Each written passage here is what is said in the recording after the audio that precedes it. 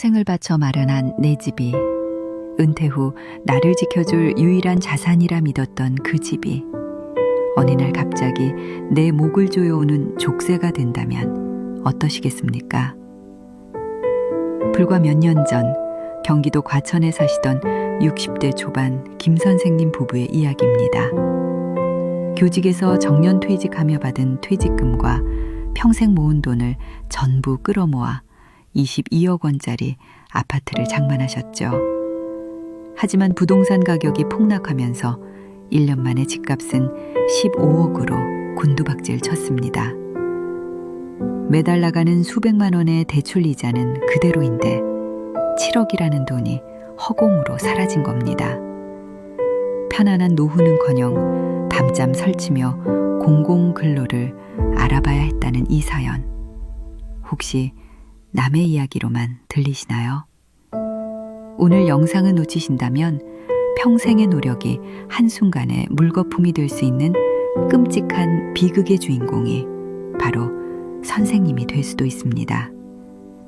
내 소중한 노후 자금을 지키는 법, 지금 바로 시작하겠습니다. 물 한 방울 섞이지 않은 진한 사골 국물처럼 70년 인생이 고스란히 우러난 손맛으로 송파 새마을시장의 한자리를 40년간 지켜온 박간의 순대국의 박정수 할머니, 그녀에게 인생은 뜨끈한 국밥 한 그릇과 같았다. 고된 날도 서러운 날도 진하게 우려낸 국물 한 숟갈에 툭툭 털어내면 그만이었다. 새벽 4시 어둠이 채 가시지 않은 시장 골목에 불을 밝히는 것은 언제나 정수 할머니의 작은 가게였다. 남편과 사별하고 홀로 2 아들을 키워낸 그 세월이 고스란히 담긴 곳.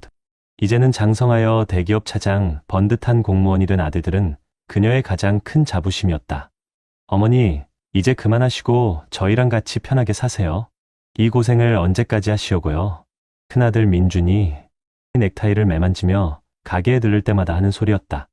정수 할머니는 허 웃으며 아들의 등을 두드렸다. 야, 이놈아, 내가 이거라도 안 하면 삭신이 쑤셔서 어찌 사냐. 너희들한테 짐 되기 싫어서 하는겨. 말은 그렇게 해도 아들 내외가 사다 준 영양제를 꼬박꼬박 챙겨 먹고 손주들 사진을 가게 가장 잘 보이는 곳에 붙여놓고 흐뭇하게 바라보는 것이 그녀의 유일한 낙이었다. 작은 아들 민호는 형보다 더 살가웠다. 주말마다 찾아와 가게 일을 돕고 낡은 가게 시설을 고쳐주며 어머니의 건강을 살뜰히 챙겼다. 어머니, 제가 이번에 적금 탄 거 있는데 그걸로 가게 리모델링 싹 해드릴까요? 손님들도 더 좋아하실 텐데. 정수 할머니는 손사래를 쳤다. 됐다. 내 돈은 내 마누라랑 애들 위해서 났어. 나는 이대로가 좋아. 정든 물건들, 정든 손님들, 이게 내 재산인겨. 2021년 어느 봄날 가게를 마감하고 늦은 저녁을 먹던 정수 할머니에게 큰아들 민준이 조심스럽게 서류 봉투 하나를 내밀었다. 묵직한 봉투 안에는 헬리오시티의 아파트 분양 안내서가 들어있었다. 당시 대한민국에서 가장 뜨거운 관심을 받던 송파의 새로운 랜드마크였다. 어머니, 저희가 집을 합치려고요. 지금 사는 집 팔고 민혼의 전세금 빼고 어머니 가게 보증금까지 합치면 헬리오시티 33평 하나 살 수 있겠더라고요. 저희가 대출 조금 더 받고요. 민준의 아내, 즉 큰며느리가 옆에서 거들었다. 어머님, 거기 들어가면 저희가 편하게 모실게요. 이제 고생 그만하시고요. 헬리오시티가 얼마나 좋아요. 커뮤니티 시설도 잘 돼 있고 병원도 가깝고 어머님 연세에 딱이에요. 정수 할머니는 순간 말문이 막혔다. 평생을 바친 이 순대국 가게가 내 아들들에게는 그저 보증금에 불과했단 말인가. 서운함이 목구멍까지 차올랐지만 아들 내외의 초롱초롱한 눈을 보니 차마 싫다는 말을 할 수가 없었다. 자식들 좋은 일이란데 늙은 애미가 고집 부려서야 쓰나. 더군다나 강남권 대단지, 앞으로 더 오를 집이라는 아들의 말은 평생 돈 걱정만 하며 살아온 그녀의 마음을 흔들었다. 자식들에게 번듯한 집 한 채 물려주고 싶은 것은 모든 부모의 마음 아니던가. 그래, 너희들이 그렇게 좋다니 그렇게 하자. 그 한마디가 그녀의 70년 인생을 송두리째 흔들 거대한 파도의 시작이었음을 그때는 아무도 알지 못했다. 정수 할머니는 40년 지기 시장 상인들과 눈물의 송별회를 하고 정든 가게를 정리했다. 평생 만져보지 못했던 억 단위의 돈이 오가는 계약서에 도장을 찍던 날, 그녀는 어쩐지 마음 한구석이 허전했다. 새 집으로 이사 가던 날, 으리으리한 아파트 단지를 보며 이제 우리 아들들 기 한번 펴고 살겠구나 싶어 잠시 뿌듯했지만 그뿐이었다. 정수 할머니의 새로운 일상은 낯설고 외로웠다. 북적거리던 시장과 달리 아파트 단지는 조용했다. 이웃과 인사를 나눠도 어색한 미소만 돌아올 뿐 살갑게 말을 섞는 이는 없었다. 아들 내외는 맞벌이로 바빴고 손주들은 학원 가느라 얼굴 보기도 힘들었다. 그녀는 넓은 집 거실에 홀로 앉아 TV를 보거나 의미 없이 단지를 산책하는 것이 일과의 전부가 되었다. 시장 사람들의 안부가 궁금해 전화를 걸면 여사님은 좋겠소. 그런 좋은 아파트에서 편하게 사시니 하는 부러움 섞인 목소리만 돌아왔다. 편한데 왜 이렇게 가슴이 답답하고 숨이 막히는 걸까? 2022년 부동산 시장에 칼바람이 불어닥쳤다. 언론에서는 연일 집값 폭락 소식을 떠들어댔고 헬리오시티 7억 하락이라는 기사 제목이 TV 화면을 가득 채웠다. 23억 원에 육박했던 아파트는 16억 원까지 곤두박질 쳤다. 그날 저녁 퇴근하고 돌아온 민준의 얼굴은 잿빛이었다. 이게 다 무슨 소리냐? 우리 집이 7억이 떨어졌다는 게? 정수 할머니의 물음에 민준은 버럭 소리를 질렀다. 몰라요. 저도 미치겠으니까 좀 가만히 계세요. 평생 어머니에게 큰 소리 한번 안 치던 아들이었다. 그날 이후 집안의 분위기는 완전히 달라졌다. 웃음소리가 사라지고 부부의 다툼이 잦아졌다. 당신이 그때 무리해서 여기 사자고 했잖아. 그럼 평생 전세 살면서 애들한테 가난 물려줄까? 고성이 오갈 때마다 정수 할머니는 방 안에 숨죽이고 앉아 가슴을 졸여야 했다. 가장 큰 문제는 매달 수백만 원씩 빠져나가는 대출 이자였다. 집값이 오를 것을 기대하고 무리하게 받은 영끌 대출은 부메랑이 되어 돌아왔다. 민준의 월급으로는 이자와 생활비를 감당하기 벅찼다. 결국 큰 며느리는 다니던 회사를 그만두고 아르바이트를 시작했고 민준은 퇴근 후 대리운전을 뛰었다. 늦은 밤 술 취한 손님을 태우고 지친 몸으로 돌아온 아들의 모습을 볼 때마다 정수 할머니는 심장이 찢어지는 것 같았다. 다 나 때문이야. 내가 가게를 정리하지 말았어야 했는데. 내가 고집을 부렸어야 했는데. 자책감이 그녀를 짓눌렀다. 민호네 가족과의 관계도 소원해졌다. 처음에는 형네 집들이에 선물을 사들고 기쁘게 찾아왔던 민호 부부도 형의 예민한 신경질과 형수의 한숨 섞인 푸념에 발길이 뜸해졌다. 형, 아무리 그래도 어머니 앞에서 그렇게 짜증내는 건 아니지. 내가 이 상황 돼봤어? 앉아서 말만 쉽게 하지 마. 형제 간의 우애에도 금이 가기 시작했다. 정수 할머니는 다시 일을 해야겠다고 결심했다. 아들 몰래 새벽 인력 시장에 나가보고 동네 식당의 설거지 자리를 알아보았다. 하지만 70대 노인을 써주겠다는 곳은 없었다. 시장에서 국밥을 말던 야무진 손은 이제 무거운 짐 하나 들기에도 버거워져 있었다. 어느 날 정수 할머니는 예전에 자신의 가게가 있던 시장 골목을 하염없이 서성였다. 익숙한 돼지뼈 냄새, 사람들의 활기찬 목소리. 모든 것이 그대로인데 자신만 이방인이 된 것 같았다. 눈물이 핑 돌았다. 그녀의 우울증은 깊어졌다. 밤에는 잠을 이룰 수 없었고 낮에는 멍하니 창밖만 바라보았다. 밥맛을 잃어 몸은 점점 말라갔다. 보다 못한 민준이 어머니를 모시고 병원에 갔다.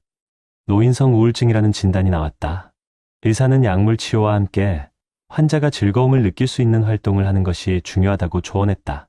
하지만 지금 이 집에서 정수 할머니가 즐거움을 느낄 만한 것은 아무것도 없었다. 이 화려하고 거대한 아파트는 그녀에게는 차가운 감옥일 뿐이었다. 시간이 흘러 2024년 부동산 시장이 조금씩 회복되면서 헬리오시티의 가격도 21억 원 선까지 올라왔다. 하지만 이미 망가져 버린 가족의 관계와 정수 할머니의 마음은 회복될 기미가 보이지 않았다. 여전히 대출 이자는 버거웠고 언제 다시 집값이 떨어질지 모른다는 불안감은 집안을 무겁게 짓눌렀다. 어느 비 오는 주말 저녁이었다. 작은 일로 시작된 민준 부부의 다툼은 걷잡을 수 없이 커졌다. 이 집만 아니었어도 우리가 이렇게 살진 않았어. 그래서 나보고 어쩌라고. 이제 와서 다 내 탓이라는 거야. 그때 방문이 열리고 정수 할머니가 해숙한 얼굴로 나왔다. 그리고는 평생 처음으로 자식들 앞에서 무릎을 꿇었다. 내가 다 잘못했다. 이 늙은이가 욕심을 부려서 너희들 고생시키는구나. 이 집 팔자. 팔고 다시 시작하자. 늦지 않았다. 내가 다시 순대국밥이라도 팔아서 어떻게든. 할머니의 떨리는 목소리에 부부의 싸움이 멎었다. 민주는 그제야 보았다. 쭈글쭈글한 손으로 바닥을 짚고 있는 어머니의 앙상한 어깨를, 평생 자식들을 위해 헌신하며 굽었던 그 긍이 이제는 너무나도 작고 위태로워 보였다. 아들의 눈에서 뜨거운 눈물이 왈칵 쏟아졌다. 어머니, 저희가 잘못했어요. 어머니 탓이 아니에요. 저희 욕심이 과했어요. 일어나세요. 제발. 민주는 무너져 내리듯 어머니를 부축해 일으켜 세웠다. 큰며느리도 곁에 와서 함께 울었다. 그동안 서로에게 쌓였던 원망과 미움이 어머니의 눈물 앞에 속절없이 녹아내리는 순간이었다. 그날 밤 오랜만에 온 가족이 식탁에 둘러앉았다. 민호네 가족도 연락을 받고 한달음에 달려왔다. 정수 할머니는 아들들이 좋아하는 김치찌개를 끓였다. 예전의 손맛은 아니었지만 모두들 세상에서 가장 맛있는 음식인 양밥을 먹었다. 우리 이 집 팔자. 그리고 남은 돈으로 작은 가게 하나 얻어서 다 같이 순댓국밥 장사 다시 시작하는 건 어때? 어머니 손마시면 금방 다시 일어설 수 있을 거야. 작은 아들 민호의 제안에 모두가 고개를 끄덕였다. 으리으리한 아파트도 수억 원의 자산도 아니었다.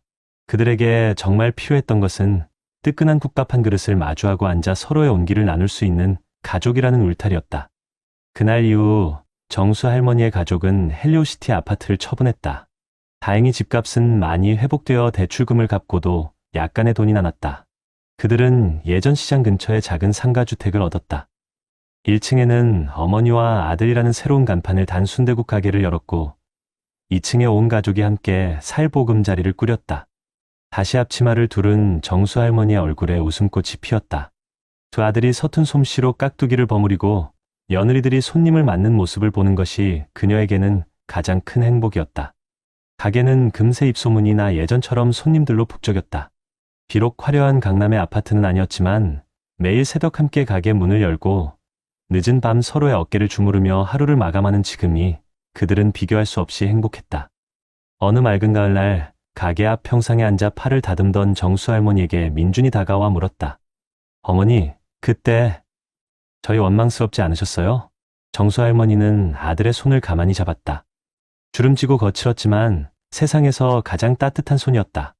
원망은 무슨, 다 내 자식 잘 되라고 한 일인데 집이 다 뭐냐, 이렇게 너희들 얼굴 보고 한솥밥 먹고 사는 게 진짜 사는 거지. 날이 참 좋구나. 그렇지 않니?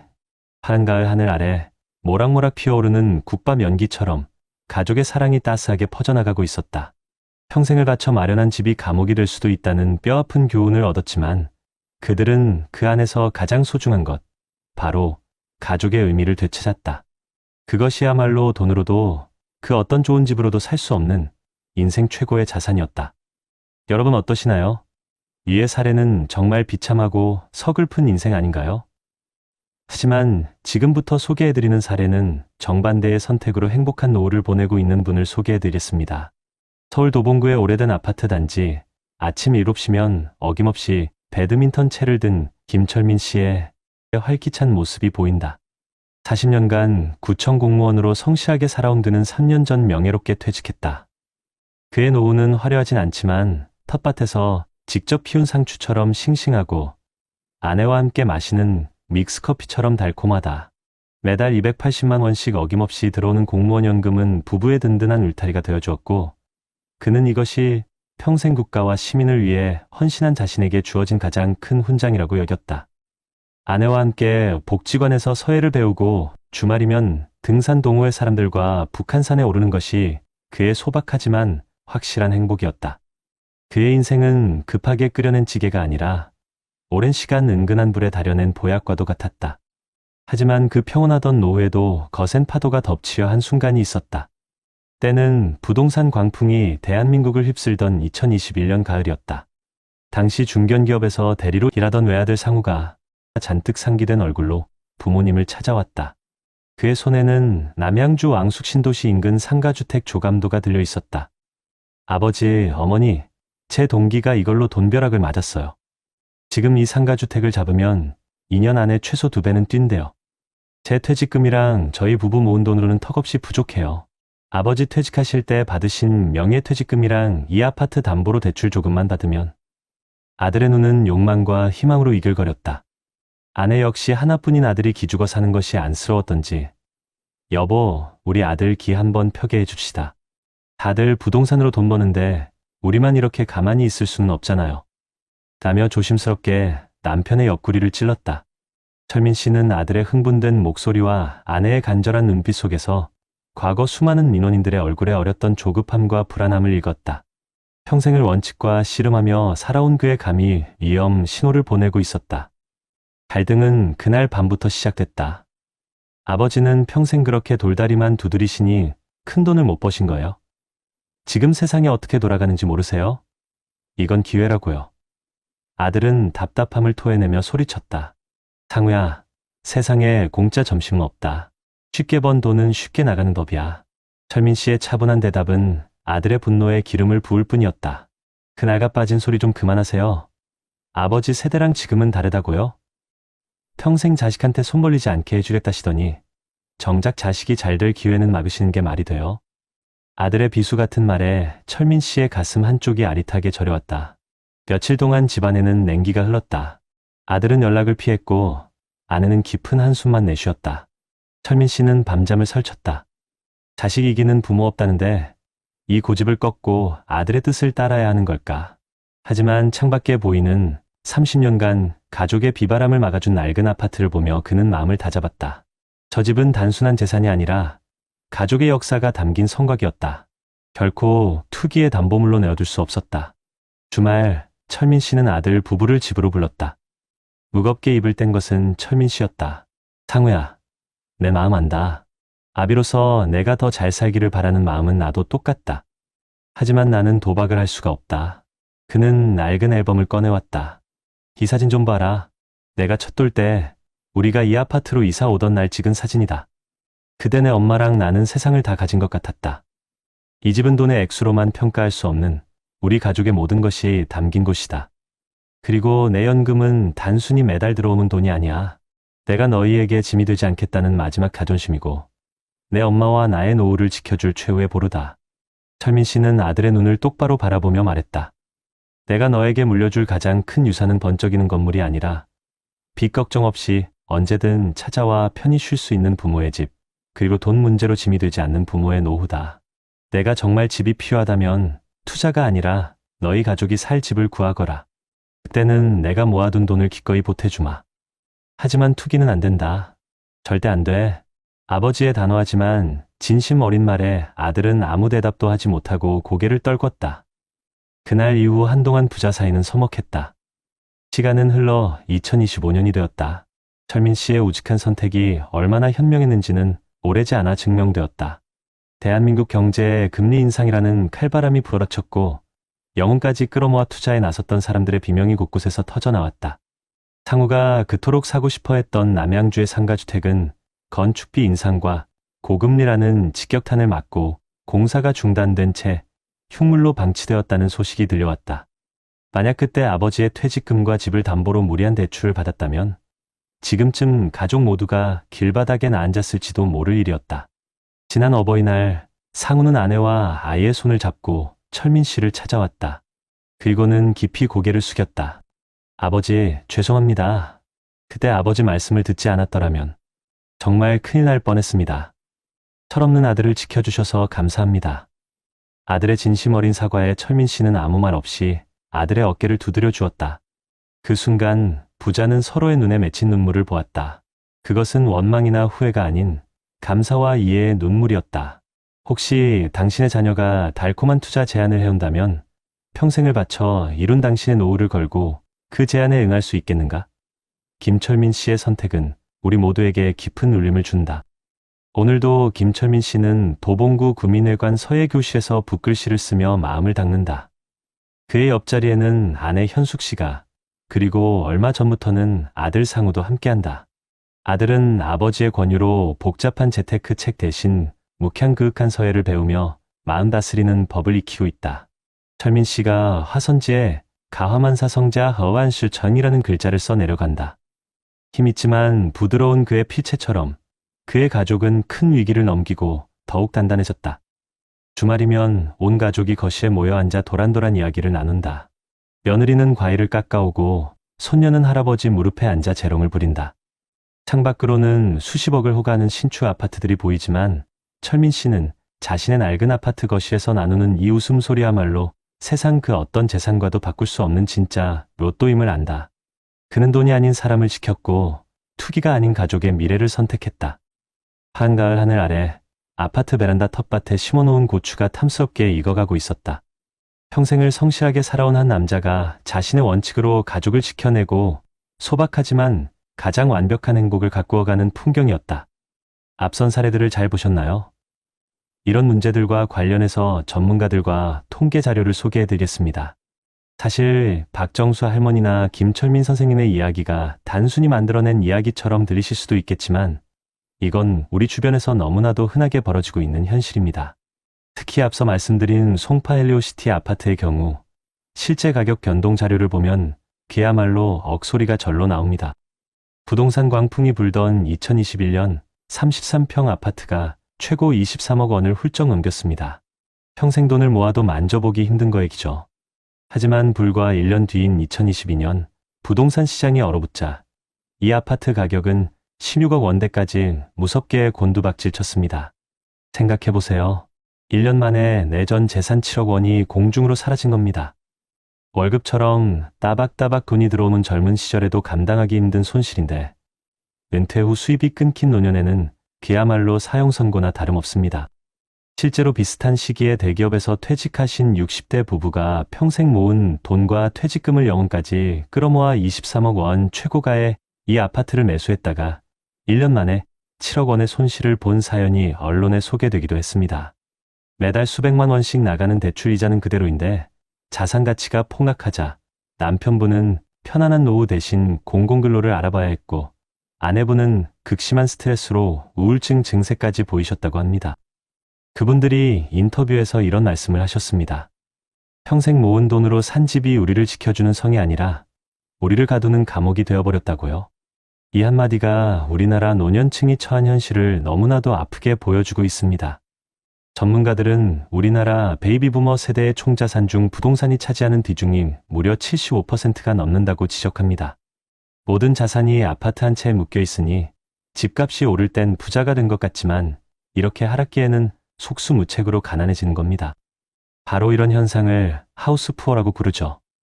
20억 원짜리 집에 살아도 당장 손에 쥔 현금이 없어서 생활고에 시달리는 역설적인 상황인 겁니다. 반면 김철민 선생님의 사례는 우리에게 중요한 교훈을 줍니다. 그분이 지키려 했던 것은 단순히 퇴직금이나 연금이 아니었습니다. 매달 280만 원씩 어김없이 들어오는 그 돈은 자식에게 아쉬운 소리 하지 않고 배우자와의 품위 있는 노후를 보낼 수 있는 마지막 자존심이자 최후의 보루였던 셈입니다. 재무 전문가들이 입을 모아 이야기하는 안정적인 3층 연금 체계, 즉 국민연금, 퇴직연금, 개인연금을 통한 현금 흐름 확보가 왜 중요한지를 몸소 보여주신 거죠. 화려한 아파트가 주는 일시적인 만족감보다 내 통장에 매달 찍히는 꾸준한 현금이 주는 심리적 안정감이 훨씬 더 중요하다는 사실을 우리는 절대 잊어서는 안 됩니다. 부동산이라는 하나의 자산의 모든 것을 거는 위험한 도박이 아니라 안정적인 현금 흐름을 통해 어떤 경제적 풍파에도 흔들리지 않는 튼튼한 방파제를 쌓는 것. 그것이야말로 우리 시니어들이 진짜 행복한 노후를 위해 반드시 준비해야 할 지혜가 아닐까 싶습니다. 그렇다면 앞선 사례들을 해결할 수 있는 방법은 무엇이 있을까요? 우리는 박정수 할머니와 김철민 선생님의 이야기를 통해 노후의 선택이 얼마나 다른 결과를 가져오는지 똑똑히 보았지만 이런 개인의 선택을 넘어 우리 사회와 정부가 시니어들의 안정적인 노후를 위해 마련한 든든한 안전장치들이 분명히 있습니다. 자녀에게 모든 것을 의존하거나 위험한 투자에 영끌하지 않고도 행복하고 품위 있는 노후를 보낼 방법은 반드시 존재합니다. 첫째, 집은 단순히 깔고 앉는 재산이 아니라 연금이 될 수 있습니다. 박정수 할머니처럼 총자산의 대부분이 부동산에 묶여있는 이른바 하우스푸어 시니어들에게 가장 현실적인 대안은 바로 주택연금, 즉 영목이지 제도입니다. 내가 평생 일군 소중한 집을 담보로 맡기고 평생 또는 일정 기간 동안 매달 꾸준히 연금을 받는 제도인데요. 부부 중 한 명이 만 55세 이상이고 보유주택의 공시가격이 12억 원 이하면 신청할 수 있습니다. 가장 큰 장점은 내가 살던 집에서 계속 거주하면서도 안정적인 현금 흐름을 만들 수 있다는 점이죠. 만약 박정수 할머니가 가계 보증금을 아들의 아파트가 아닌 주택연금으로 활용하셨다면 아들에게 부담을 주지 않으면서도 매달 필요한 생활비를 확보해서 사회적 고립감이나 우울증을 겪을 가능성을 크게 줄일 수 있었을 겁니다. 재무 전문가들은 입을 모아 노년기에는 자산의 규모보다 매달 꾸준히 들어오는 현금 흠이 삶의 질을 결정한다고 강조합니다. 주택연금은 부동산에 묶인 자산을 유동화해서 노년기 현금 흐름을 만드는 가장 효과적인 정책 중 하나이니 꼭 한번 살펴보시길 바랍니다. 둘째, 외로움과 빈곤을 동시에 해결하는 시니어 일자리가 우리 주변에 많이 있습니다. 박정수 할머니는 다시 일어서려 했지만 70대 노인을 반겨주는 곳이 없어 좌절하셨습니다. 하지만 찾아보면 우리 시니어들의 경륜과 지혜를 필요로 하는 곳이 정말 많습니다. 정부와 각 지자체에서 운영하는 노인 일자리 사업이 바로 그것입니다. 어떤 일들이 있냐고요? 학교 앞 교통정리를 돕거나 공원, 복지시설 환경을 가꾸는 공익활동부터 자신의 경력을 살려 지역사회에 필요한 서비스를 제공하는 사회서비스형, 그리고 기업의 재취업을 알선하는 취업알선형까지 종류가 매우 다양합니다. 가까운 노인인력개발센터나 시니어클럽, 행정복지센터에 문의하면 내게 맞는 일자리를 찾을 수 있습니다. 월 30만 원에서 70만 원 수준의 소득도 얻을 수 있지만 무엇보다 매일 출근할 곳이 생기고 새로운 동료를 만나면서 돈 이상의 활력과 성취감을 느낄 수 있다는 것이 중요합니다. 이는 노년기 우울증을 예방하는 가장 좋은 처방전이기도 합니다. 한국보건사회연구원 등 많은 전문기관들은 노년기의 사회활동 참여가 정신적, 신체적 건강 수명을 늘리는 핵심 요인이라고 강조하니 일자리는 소득 보충뿐 아니라 고립감을 해소하고 삶의 의미를 되찾게 하는 중요한 역할을 한다는 점을 기억해 주세요. 셋째, 흔들리는 자녀에게 기댈 것이 아니라 든든한 국가와 지역사회의 지원을 적극적으로 활용해야 합니다. 김철민 선생님은 단호하게 아들의 제안을 거절했지만 많은 부모님들이 자식의 부탁을 뿌리치기 어려워합니다. 이럴 때일수록 객관적인 조언을 구해 냉정하게 판단해야 합니다. 어디서 도움을 받을 수 있을까요? 각 지자체에서는 무료 법률, 세무, 금융 상담 서비스를 제공하고 있습니다. 갑작스러운 투자 제안이나 부동산 계약 앞에서 혼자 고민하지 마십시오. 변호사, 세무사 등 전문가들이 내 소중한 재산을 지킬 수 있도록 도와줄 것입니다. 특히 요즘에는 노인들을 대상으로 한 금융 사기가 기승을 부리고 있는데 금융감독원의 금융소비자 상담센터 1332번이나 대한법률구조공단 132번을 통해 금융사기 예방은 물론 피해 발생 시 법률 상담과 소송 지원까지 받을 수 있습니다. 경찰서 112번도 즉시 신고와 지급 정지를 위해 가장 중요한 연락처입니다. 김철민 선생님처럼 아내와 함께 복지관에서 서예를 배우고 등산을 즐기는 것은 단순한 취미 생활이 아닙니다. 노인복지관이나 주민센터에서 운영하는 정보와 교육, 건강체조, 인문학 강좌 등 다양한 프로그램에 참여해 보십시오. 적은 비용으로 새로운 것을 배우고 비슷한 연배의 친구들을 사귀면서 삶의 활력을 되찾을 수 있습니다. 복지 전문가들은 자녀 부양에 대한 인식이 변화하면서 노년기 삶의 질은 스스로 얼마나 적극적으로 사회 안전망과 지역사회 자원을 활용하는지에 달려있다고 조언합니다. 이제는 자식 리스크를 줄이고 나를 위한 든든한 사회적 울타리를 만드는 데 집중해야 할 때입니다. 박정수 할머니와 김철민 선생님의 이야기는 더 이상 남의 일이 아닙니다. 어떤 선택을 하느냐에 따라 우리의 노후는 차가운 감옥이 될 수도 따뜻하고 행복한 보금자리가 될 수도 있습니다. 우리 채널을 시청하시는 모든 분들이 정부와 사회가 마련한 든든한 지원책들을 현명하게 활용하여 자식에게 기대지 않고도 당당하고 품위 있는 노후를 만들어 가시기를 진심으로 응원합니다. 흐르는 세월 강물처럼 굽이쳐왔네. 어느새 머리 위로 흰 눈이 쌓이고 뜨거운 가슴에 수많은 이야기가 고인다. 젊은 날의 꿈과 좌절, 사랑과 이별, 모든 순간이 삶의 무늬가 되어 반짝인다.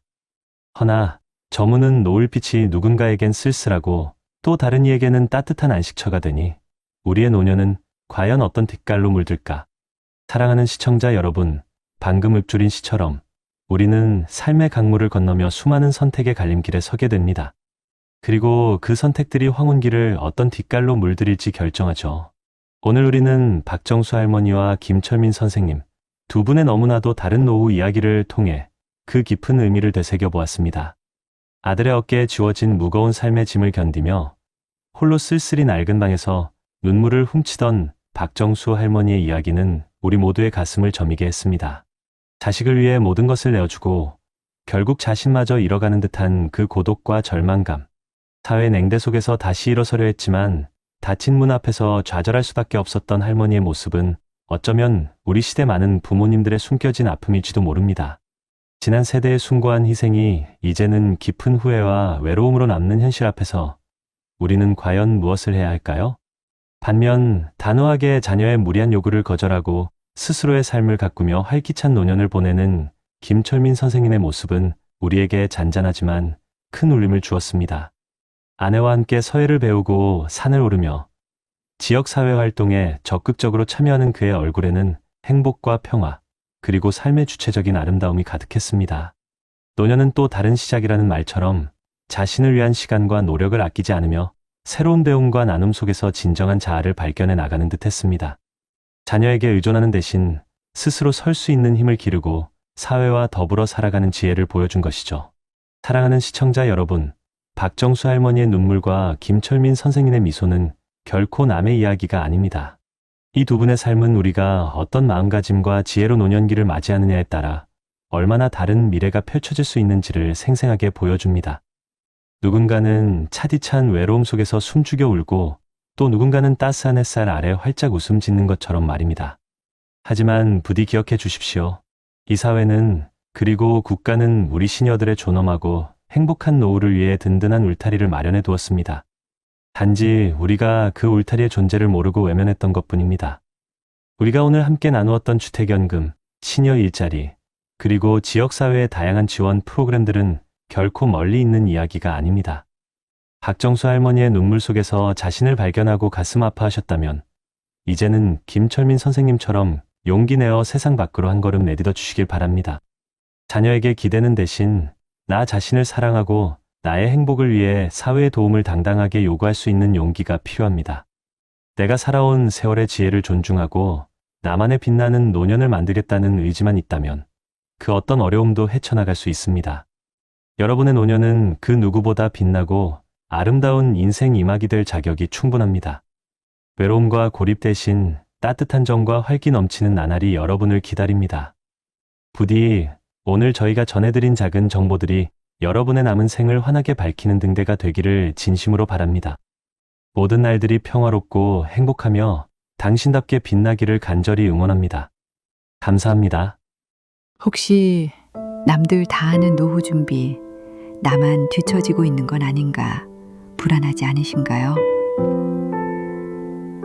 얼마 전까지만 해도 매일 아침 약수터에서 마주치던 건강하던 이 부장님, 갑자기 쓰러지셔서 평생 모은 3억이 순식간에 병원비로 녹아내렸다는 이야기 들으셨습니까?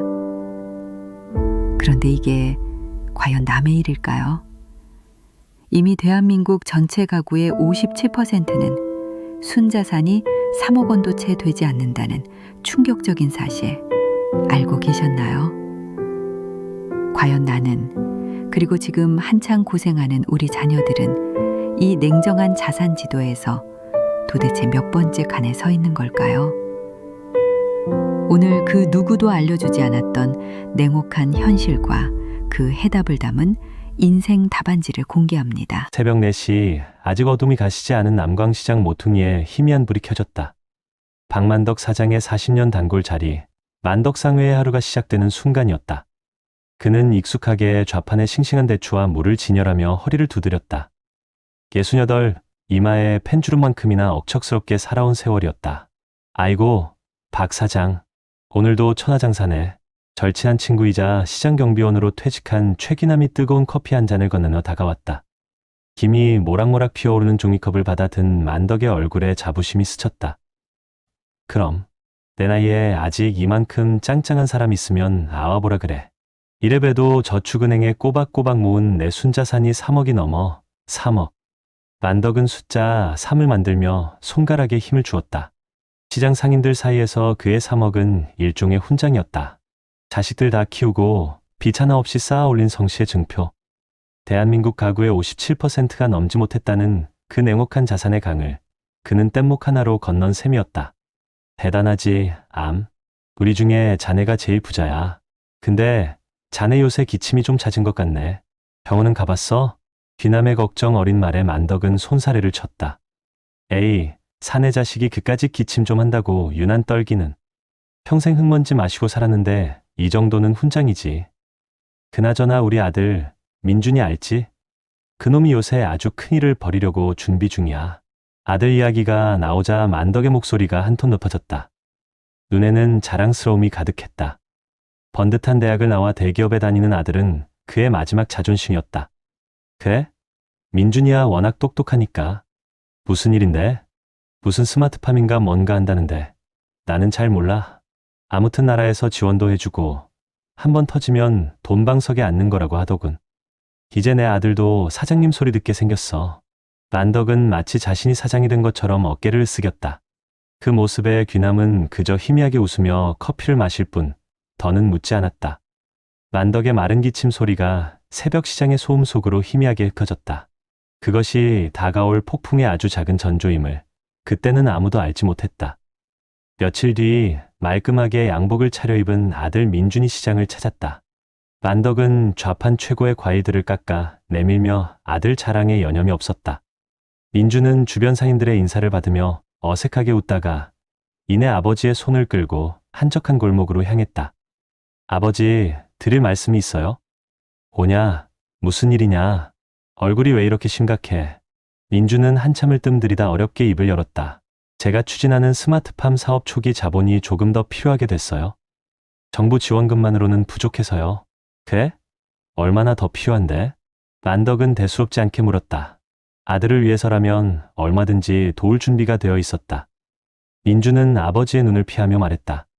3억 정도요. 아버지께서 평생 모으신 돈, 그거 잠시만 빌려주시면 안 될까요?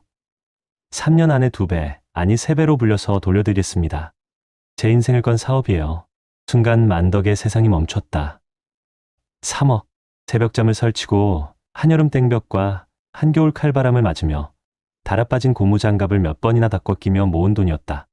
아픈 아내의 병원비와 아들의 대학 등록금을 치르고 남은 그의 인생 전부가 담긴 숫자였다. 그것은 단순한 돈이 아니었다. 그의 시간이자 땀이자 피였다.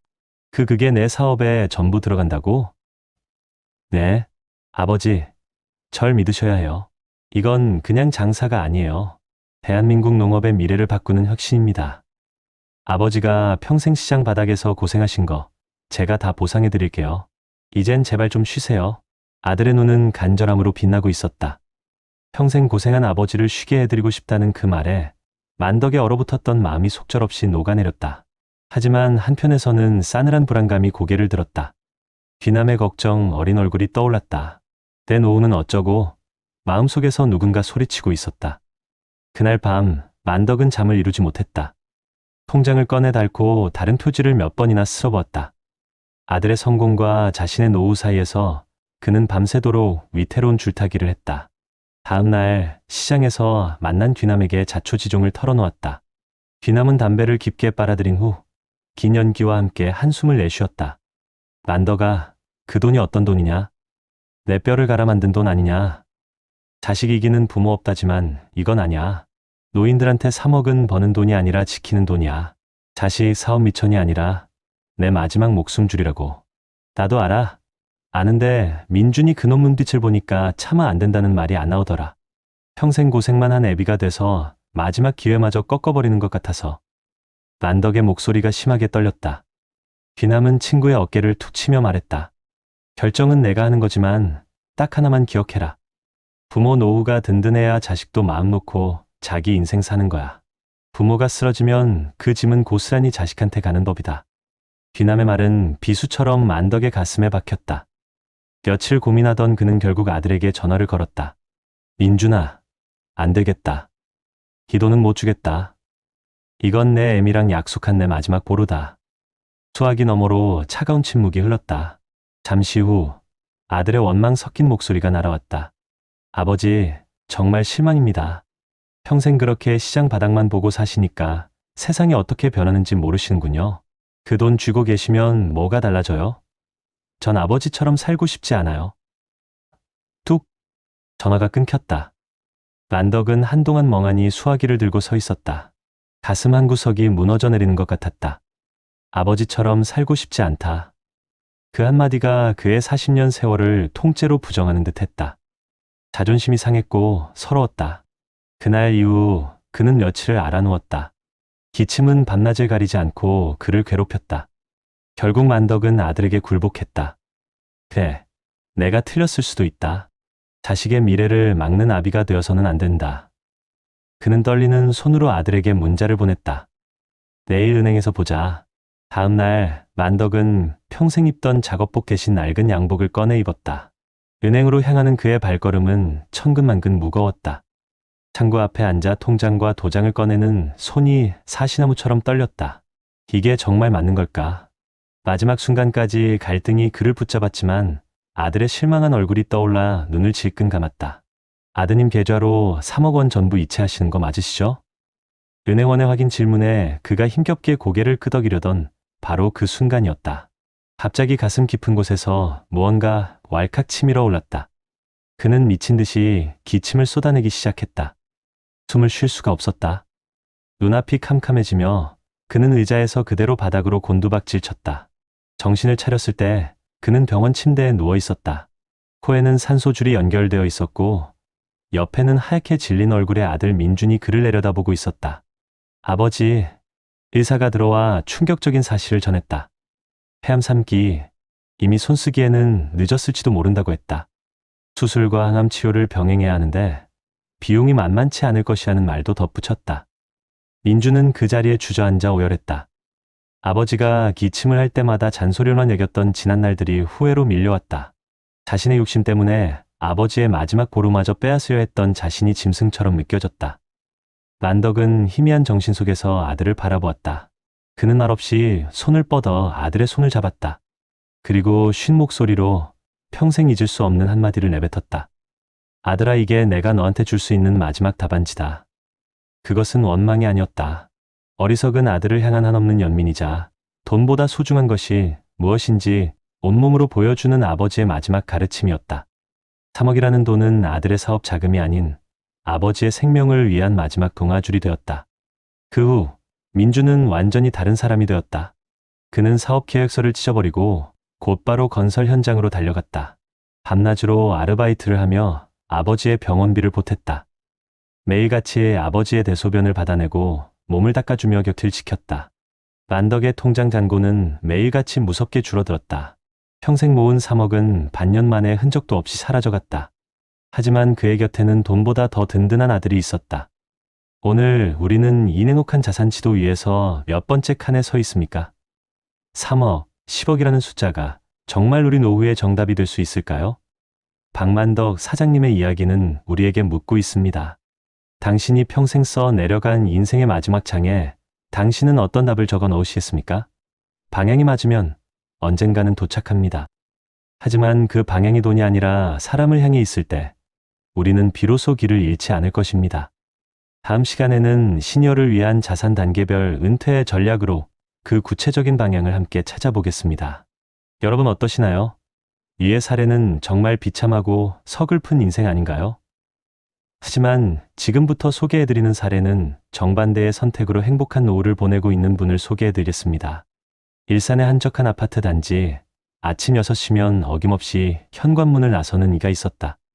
30년 넘게 구청 건축과에서 일하다 7년 전 명예롭게 퇴직한 김성실 씨. 그의 하루는 동네 뒷산인 정발산 산책으로 시작된다. 공무원 연금으로 매달 통장에 찍히는 280만 원은 호화롭진 않아도 아내와 둘이 소박한 행복을 꾸리기에 부족함이 없었다.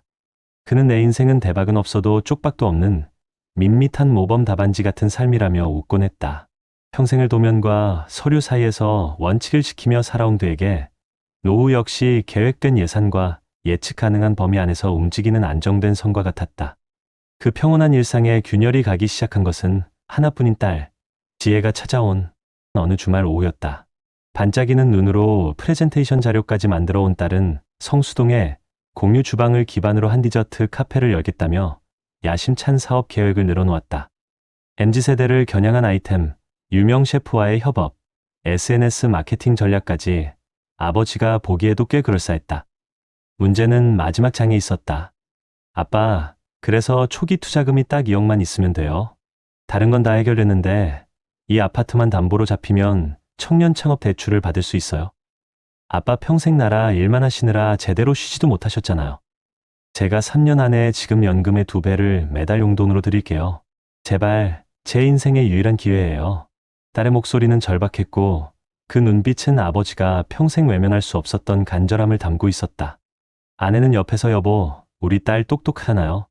한번 믿어줍시다라며 거들었다. 성실 심장이 쿵 하고 내려앉았다. 이 아파트는 단순한 집이 아니었다. 아내와 함께 청약 통장을 붓고 모델하우스를 수십 번 드나들며 벽지 한 장까지 함께 골랐던 두 사람의 역사 그 자체였다. 또한 혹시 모를 질병과 사고에 대비한 마지막 보루이자 자식에게 짐이 되지 않겠다는 스스로와의 약속이었다. 며칠 밤낮을 고민하던 성실은 딸을 조용히 불렀다. 그는 낡은 가계부와 보험 증서 뭉치를 꺼내놓았다. 지혜야, 이게 아빠와 엄마의 노후 계획서다. 한 달 생활비, 병원비, 경조사비 그리고 혹시 우리가 요양원에 가게 될 때를 대비한 돈까지 다 계산되어 있어. 이 집은 이 모든 계획의 마지막 방패막이야. 미안하지만 이 방패를 너의 창업을 위해 내어줄 수는 없구나. 그의 목소리는 단호했지만 눈빛은 미안함으로 흔들리고 있었다. 딸의 얼굴이 순식간에 굳어졌다. 원망과 실망이 뒤섞인 목소리가 아버지의 가슴을 찔렀다. 결국 안 된다는 거네요. 평생 그렇게 숫자만 보고 사시니 제 꿈의 가치는 안 보이시는군요. 알았어요. 아빠 도움 없이 제가 어떻게든 해볼게요. 대신 저도 더는 아빠한테 기대 안 할래요. 평생 그렇게 답답한 원칙 속에서 사세요. 전 아빠처럼 살고 싶지 않아요. 쾅, 닫히는 문소리가 거실을 무겁게 울렸다. 아내는 아무 말 없이 눈물만 훔쳤고 성실은 그 자리에 한참을 서 있었다. 내가 틀린 걸까? 자식의 앞길을 막는 옹고집 늙은이가 된 걸까? 자괴감이 파도처럼 밀려왔다. 그날 이후 딸에게선 연락이 끊겼다. 딸과 사이가 멀었다는 사실은 그의 단단했던 마음에 지워지지 않는 생채기를 남겼다. 2달 뒤 성실은 정기 건강검진을 위해 병원을 찾았다. 딸과의 일로 속을 끓인 탓인지 이가 자주 쓰리곤 했다. 내시경 검사를 받던 중 의사의 표정이 심각해졌다. 조직 검사 결과 위암일기 판정이 내려졌다. 하늘이 무너지는 듯했지만 의사는 불행 중 다행이라며 그를 안심시켰다. 조금만 늦었으면 큰일 날 뻔했습니다. 이렇게 초기에 발견한 건 천운입니다. 수술은 성공적으로 끝났고 다행히 전이도 없었다. 수술비와 치료비로 1,000만 원이 넘는 돈이 들었지만 미리 준비해둔 실비보험과 비상금 통장 덕분에 가게에 큰 타격을 주지 않고 온전히 회복에만 집중할 수 있었다. 뒤늦게 소식을 듣고 잿빛 얼굴로 병실을 찾아온 딸은 아버지의 헬쑥한 얼굴을 보자마자 무너져 내렸다. 아빠 미안해, 내가 아빠 속을 썩여서. 성실은 말없이 우는 딸의 손을 잡아주었다. 그리고 창밖을 보며 나지막이 말했다. 지혜야, 만약 아빠가 그때 내 날대로 집을 담보로 잡혔다면 어땠을까? 대출금 이자 걱정에, 사업 걱정에 내 건강을 돌볼 여유가 있었을까? 이 병원비를 무슨 수로 감당했을까? 아빠가 지켜야 했던 건 낡은 아파트가 아니었어. 어떤 비바람이 불어와도 우리 가족이 쓰러지지 않게 버텨줄 마지막 뿌리. 바로 그걸 지키고 싶었던 거다. 그 말에 딸은 더 이상 아무 말도 하지 못하고 아버지의 손을 부여잡은 채 한참을 울었다. 딸은 무리한 대출 대신 작은 정부 지원금과 자신의 저축으로 계획보다 훨씬 작은 규모의 온라인 디저트 샵을 열었다. 처음에는 고전했지만 아버지의 말처럼 단단한 뿌리 위에서 차근차근 성장해 나가고 있다. 오늘 김성실 씨는 여전히 아침 6시에 정발산에 오른다. 그의 곁에는 주말마다 찾아와 함께 산을 오르는 딸이 있다. 그의 통장 잔고는 크게 불어나지 않았지만 그의 인생 잔고는 그 어떤 부자보다 풍요롭게 채워져 있었다. 자식에게 모든 것을 내어주는 것만이 사랑이라 믿으십니까? 어쩌면 나의 노후를 굳건히 지키는 것이야말로 자녀가 자신의 인생을 마음껏 펼칠 수 있도록 지켜주는 가장 현명하고 위대한 사랑일지 모릅니다. 당신의 인생 답안지에는 지금 무엇이 쓰여 있습니까? 월 300만 원 연금으로 자산 10억 부럽지 않게 사는 법에 대한 구체적인 로드맵을 제시해 드리겠습니다. 대한민국 시니어 여러분, 노후라는 긴 여정 앞에서 혹시 모를 돌부리에 걸려 넘어지지는 않을까? 밤잠 설치시는 분들 많으실 겁니다. 평생 땀 흘려 자식들 키우고 이제 좀 허리 펴나 싶었는데 막상 통장 잔고를 보면 마음이 무거워지는 게 우리네 현실 아니겠습니까? 더 무서운 건 그나마 평생을 바쳐 쌓아 올린 이 자산이 생각지도 못한 병원비라는 파도에 한순간에 휩쓸려갈 수 있다는 사실입니다. 이게 정말 드라마에나 나오는 남의 일일까요? 오늘 우려 나눠야 할 이야기는 바로 이 냉혹한 현실에 대한 것입니다. 대한민국 은퇴 가구의 평균 순자산이 4억 5천만 원이라고는 하지만 이건 어디까지나 평균일 뿐입니다. 절반의 시니어 가구는 순자산이 1억 8,700만 원도 채 되지 않는다는 통계가 우리의 가슴을 답답하게 합니다. 자, 여기 평생 성실하게 일해 3억 원이라는 자산을 모으신 박만덕 사장님의 이야기가 있습니다. 이 3억 원은 그분의 자부심이자 노후의 든든한 버팀목이었죠. 그런데 아들이 사업을 하겠다며 손을 벌리기 시작했습니다. 차마 외면할 수 없어 도와주다 보니 어느새 노후 자금에 금이 가기 시작했고 설상가상으로 폐암 3기 진단까지 받게 되셨습니다. 갑자기 닥쳐온 병마 앞에서 남은 돈은 이제 아들의 사업 자금이 아니라 본인의 생명을 지탱해야 할 마지막 보루가 되어버린 겁니다. 폐암 치료비가 1년에 평균 4,600만 원이 넘게 든다고 합니다. 물론 암 환자에게는 산정특례 제도라는 게 있어서 진료비 부담을 덜어주긴 하지만 비급여, 항목인 최신항암제나 간병비, 생활비까지 생각하면 밑 빠진 독에 물 붓기입니다. 이미 우리나라 65세 이상 노인 진료비가 한 해에 45조 원을 훌쩍 넘어 이제 50조 원을 바라보고 있다는 사실이 이 모든 상황을 증명하고 있습니다. 박만덕 사장님의 사례는 우리에게 두 가지 무서운 현실을 보여줍니다. 바로 자녀 리스크와 건강 리스크입니다. 그렇다면 이 위기 앞에서 우리는 어떻게 해야 할까요? 여기 또 다른 분, 김성실 씨의 사례가 있습니다. 김성실 씨에게도 사업 자금이 필요하다며 도움을 요청하는 딸이 있었습니다. 마음이 아팠지만 김성실 씨는 단호하게 거절했습니다. 서운해하는 딸을 보는 심정이야 오죽했겠습니까만 그는 자신의 노후 자산과 집을 굳건히 지켜냈습니다. 그리고 얼마 후 위암 1기 진단을 받게 됩니다. 하늘이 무너지는 것 같았지만 다행히 그는 미리 준비해둔 실비 보험과 비상금 덕분에 2,700만 원에 가까운 치료비를 해결하고 자식들에게 손 벌리지 않고 건강을 되찾을 수 있었습니다. 김성실 씨의 이야기는 우리에게 아주 중요한 사실을 알려줍니다. 노후 자산은 단순히 돈의 액수가 아니라 예측할 수 없는 인생의 위기로부터 나와 내 가족을 지키는 마지막 방패막이라는 것을요. 많은 전문가들이 입을 모아 이야기합니다.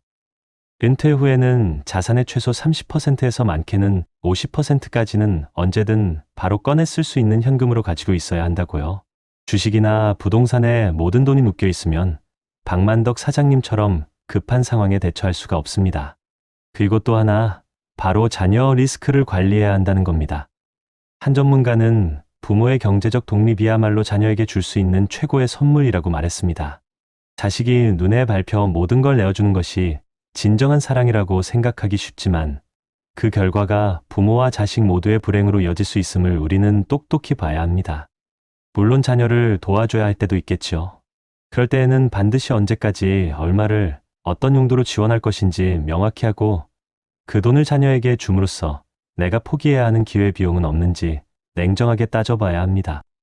지금 당장 무엇부터 해야 할지 막막하시다면 가까운 국민연금공단 지사나 노후행복설계센터를 찾아가 보십시오. 나라에서 무료로 재무설계를 도와주는 좋은 제도들이 있습니다. 오늘 제가 드리고 싶은 말씀의 결론은 이것입니다. 우리의 노후 자산은 더 불리기 위해 애쓰는 버는 돈이 아니라 어떤 풍파에도 흔들리지 않도록 지켜내야 하는 지키는 돈입니다. 그리고 자녀에게 모든 것을 내어주는 것만이 사랑의 전부가 아니라는 사실을 기억해야 합니다. 내가 나의 노후를 굳건히 지키고 자식들에게 짐이 되지 않는 것, 그것이야말로 우리 자녀들이 걱정 없이 자신의 인생을 마음껏 펼치도록 도와주는 가장 현명하고 위대한 사랑입니다. 다음 시간에는 바로 이 김성실 씨의 사례를 바탕으로 월 300만 원 연금으로 자산 10억 부럽지 않게 사는 법에 대한 구체적인 방법을 하나하나 알려드리도록 하겠습니다. 오늘은 많은 분들이 궁금해하실 대한민국 노인 일자리 지원 정책에 대해 이야기해볼까 해요. 나이가 들었는데도 계속 일할 수 있을까? 어떤 일자리가 있을까? 이런 고민들 많이 하시죠? 걱정 마세요. 우리나라는 어르신들의 생활 안정과 사회 참여를 위해 정말 다양한 일자리 지원 정책을 마련해두고 있답니다. 크게 보면 공공형 일자리와 민간형 일자리로 나눌 수 있는데요. 하나씩 자세히 살펴볼까요? 먼저 공공형 일자리부터 이야기해 볼게요. 이 공공형 일자리는 주로 지역사회에 도움이 되는 활동을 하거나 어르신들의 경험과 능력을 활용해서 사회 서비스를 제공하는 형태라고 생각하시면 돼요. 첫 번째는 바로 공익활동입니다. 말 그대로 지역사회에 공익적으로 기여하는 활동인데요. 예를 들어서 노인분들이 다른 노인분들을 돌보는 노노케어, 주변의 어려운 이웃을 돕는 취약계층 지원, 그리고 도서관이나 공원 같은 공공시설에서 봉사하는 활동 등이 있어요. 만 65세 이상 기초연금을 받으시는 분들이나 직역연금 수급자분들이 참여하실 수 있고요. 내가 사는 지역에 도움이 되면서 보람도 느낄 수 있는 아주 좋은 활동이죠. 두 번째는 노인역량활용 사업, 다른 말로는 사회서비스형이라고 부르는데요. 이건 어르신들이 오랫동안 쌓아오신 숙련된 기술이나 전문성, 그리고 풍부한 경험을 활용해서 지역사회에 필요한 돌봄이나 안전, 교육 같은 사회 서비스를 제공하는 사업이에요. 우리 아이들 초등학교 돌봄 활동을 지원해 주시거나 공공기관에서 행정 업무를 도와주시는 일 등이 여기에 속하죠. 주로 만 65세 이상 어르신들이 대상이지만 어떤 유형은 만 60세 이상부터 참여할 수 있는 것도 있으니 잘 알아보시면 좋겠죠. 그리고 최근에는 사회서비스형 선도 모델이라는 시범사업도 진행되고 있어요. 이건 지역사회의 여러 자원이나 기업 같은 외부 자원까지 활용해서 요즘 신노년층에게 딱 맞는 새로운 일자리를 개발하고 만들어내는 사업이라고 하니 앞으로 더 다양한 기회가 생길 것 같아요. 다음은 민간형 일자리입니다. 이 민간형 일자리는 어르신들이 직접 시장에 진출하거나 자립할 수 있도록 돕고 또 기업들이 어르신들을 고용하도록 유도해서 노인 일자리를 늘리는 데 초점을 맞추고 있어요. 첫 번째는 공동체 사업단입니다. 이건 2분 이상의 어르신들이 함께 모여서 직접 사업을 운영하는 형태인데요. 예를 들어서 맛있는 음식을 만들어서 팔거나 직접 손으로 공산품을 만들어서 판매하기도 하고 예쁜 실버 카페 같은 매장을 운영하기도 해요. 농사 경험이 많으신 분들은 지역 영농 사업을 하시기도 하고 운송 관련 일을 하시는 분들도 있죠. 만 60세 이상 어르신들 중에서 사업 특성에 맞는 분들이라면 도전해 볼 만한 아주 멋진 기회라고 생각해요. 두 번째는 취업 알선형입니다.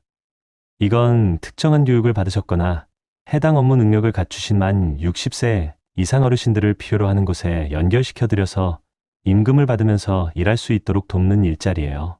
세 번째는 시니어 인턴십인데요. 이건 만 60세 이상 어르신들의 취업을 지원하기 위해서 기업의 인건비를 지원해줘서 기업이 어르신들을 새로 고용하거나 기존에 계시던 분들을 계속 고용하도록 유도하는 사업이랍니다. 기업 입장에서도 숙련된 경험을 가진 어르신들을 모실 수 있고 어르신들도 새로운 일터에서 역량을 발휘할 수 있으니 서로에게 좋은 제도겠죠? 마지막으로 고령자 친화 기업이라는 것도 있어요. 이건 어르신들의 풍부한 경륜을 활용해서 경쟁력을 갖추고 질 좋은 노인 일자리를 많이 만들어낼 수 있는 기업의 설립이나 운영을 지원해주는 정책이에요.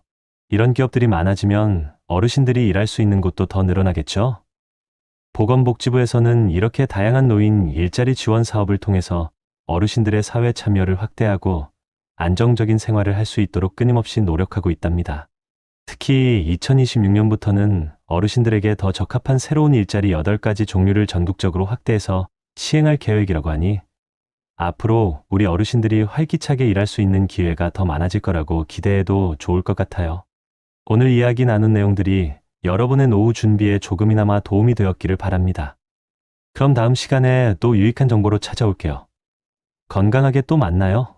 시간의 강물은 굽이쳐 흘러 어느새 황혼의 뜰에 다다랐지만 그대 발자취마다 깊어진 지혜는 이제 다시 피어날 새로운 씨앗이네. 사랑하는 시청자 여러분, 오늘 저희는 노년의 삶에 활력을 불어넣을 수 있는 다양한 일자리 정책들을 함께 살펴보았습니다. 아마도 많은 분들이 내가 과연 나이가 들어서도 쓸모 있는 존재일까? 더 이상 사회에 기여할 수 없을지도 모른다는 막연한 불안감과 외로움에 때론 눈물을 훔치셨을지도 모릅니다. 축적된 세월의 무게만큼 깊어진 주름살은 고통과 상처가 아닌 삶의 모든 풍파를 이겨낸 당신의 숭고한 훈장임에도 불구하고 때때로 우리는 스스로의 가치를 잊고 살아가기도 합니다. 하지만 여러분, 오늘 우리가 이야기 나눈 수많은 정보 속에는 바로 그 해답이 숨겨져 있습니다. 한편에서는 나이가 많아서 할 수 있는 일이 없어서라는 생각에 갇혀 덩그러니 앉아 지난날의 추억만을 되뇌이며 고독한 시간을 보내는 이들이 있을지도 모릅니다. 세상의 변화 속에서 자신이 설 자리를 잃어버린 듯한 상실감에 무기력함에 잠겨버린 안타까운 모습입니다. 하지만 또 다른 한편에서는 오늘 저희가 소개해드린 노노케어를 통해 또 다른 어르신에게 따뜻한 손길을 내밀고 사회 서비스형 일자리로 손주 같은 아이들에게 귀한 경험과 지혜를 나누어주며 때론 공동체 사업단을 꾸려 오랜 꿈이었던 나만의 가게를 열어 새로운 도전을 이어가는 이들이 있습니다. 시니어 인턴십을 통해 젊은 세대와 어깨를 나란히 하며 새로운 기술을 배우고 고령자 친화기업에서 자신의 경륜을 마음껏 펼치며 제2의 전성기를 맞이하는 분들도 계십니다. 그들의 얼굴에는 세월의 흔적만큼이나 깊어진 지혜와 함께 새로운 도전이 주는 설렘과 활기가 가득합니다. 사회와 연결되어 자신이 여전히 유의미한 존재임을 느끼는 그들의 삶은 매 순간 빛나는 보석처럼 찬란합니다. 이 두 상반된 모습 속에서 우리는 무엇을 보아야 할까요? 바로 선택의 차이입니다. 세월의 흐름은 누구에게나 공평하게 찾아오지만 그 시간을 어떻게 채워갈지는 온전히 우리 자신의 선택에 달려 있습니다. 나이 듦이 멈춤이 아니라 새로운 시작일 수 있음을, 우리의 지혜와 경험이 여전히 값진 자산임을 깨닫고 용기 내어 한 걸음 내딛는 순간 우리의 노년은 이전과는 전혀 다른 색깔의 행복으로 물들게 될 것입니다. 어르신들의 삶은 그 자체로 한편의 위대한 역사이자 살아있는 교과서입니다. 당신의 손길이 닿은 곳마다 따뜻함이 전해지고 당신의 목소리가 울리는 곳마다 지혜의 빛이 밝혀집니다. 이 사회는 여전히 당신의 따뜻한 마음과 숙련된 경험을 필요로 하고 있습니다.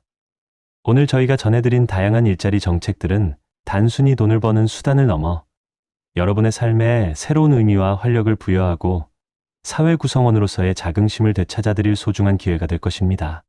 사랑하는 부모님, 그리고 존경하는 우리 시청자 여러분. 이제 더 이상 나는 늙었어라는 말로 스스로를 가두지 마십시오. 나는 여전히 배우고 성장하고 기여할 수 있는 존재라는 긍정의 힘을 믿으십시오. 여러분의 노년은 끝이 아니라 가장 찬란하게 빛날 수 있는 인생의 황금기입니다. 때로는 용기가 필요하고 때로는 새로운 것을 배우는 것이 버겁게 느껴질 수도 있습니다. 하지만 기억하십시오. 당신은 결코 혼자가 아니라는 것을. 이 사회는, 그리고 저희 채널은 언제나 여러분의 든든한 동반자가 되어 드릴 것입니다. 당신의 노년이 흘러간 시간의 그림자가 아닌 찬란한 빛으로 가득 찬 또 다른 시작이 되기를 진심으로 응원합니다. 부디 오늘 나눈 이야기들이 여러분의 마음에 희망의 씨앗을 심고 그 씨앗이 아름다운 결실을 맺어 눈부신 행복을 선사하기를 바랍니다. 우리는 모두 더 나은 노년을 함께 만들어갈 수 있습니다. 감사합니다. 그리고 사랑합니다. 혹시 어젯밤 뉴스 보셨습니까? 평생 모은 돈 2억 원을 아들 사업 자금으로 내어주고 정작 본인 암 치료비 3천만 원이 없어 발만 동동 구르던 경기도 광주의 67세 아버지 이야기 말입니다. 이게 정말 남의 일일까요? 자식 잘 되라고 주변 사람 힘들다고 베푼 그 착한 마음이 나중에 내 목을 조이는 족쇄가 될 수 있다는 생각 혹시 해보셨나요? 내가 베푼 돈과 시간이 당연한 권리가 되어버리고 정작 내가 아프고 돈 없을 때 나 몰라라 하는 싸늘한 현실을 마주하게 된다면 그때는 누구를 원망해야 할까요? 이미 수많은 선배들이 피눈물을 흘리며 후회한 노년의 배신을 피할 수 있는 방법. 오늘 모르시면 평생 후회할 수 있습니다. 왜 지독하게 이기적이어야만 내 노후를 지킬 수 있는지 그 이유를 지금부터 하나씩 알려드리겠습니다. 여러분은 혹시 밑 빠진 독에 물 붓기라는 속담의 진짜 의미를 아십니까? 물이 새는 항아리가 아니라 정성껏 부은 그 물이 오히려 독을 깨뜨리는 칼이 될 수도 있다는 잔인한 진실 말입니다.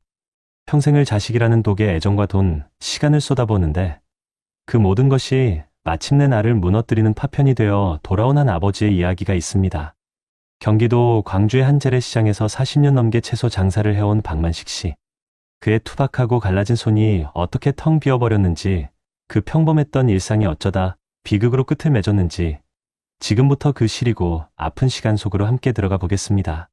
새벽 4시 어둠이 채 가시지 않은 시간에도 광주 경안시장의 새벽은 부산스럽게 깨어난다. 박만식 씨는 어김없이 낡은 1톤 트럭에 시동을 걸었다.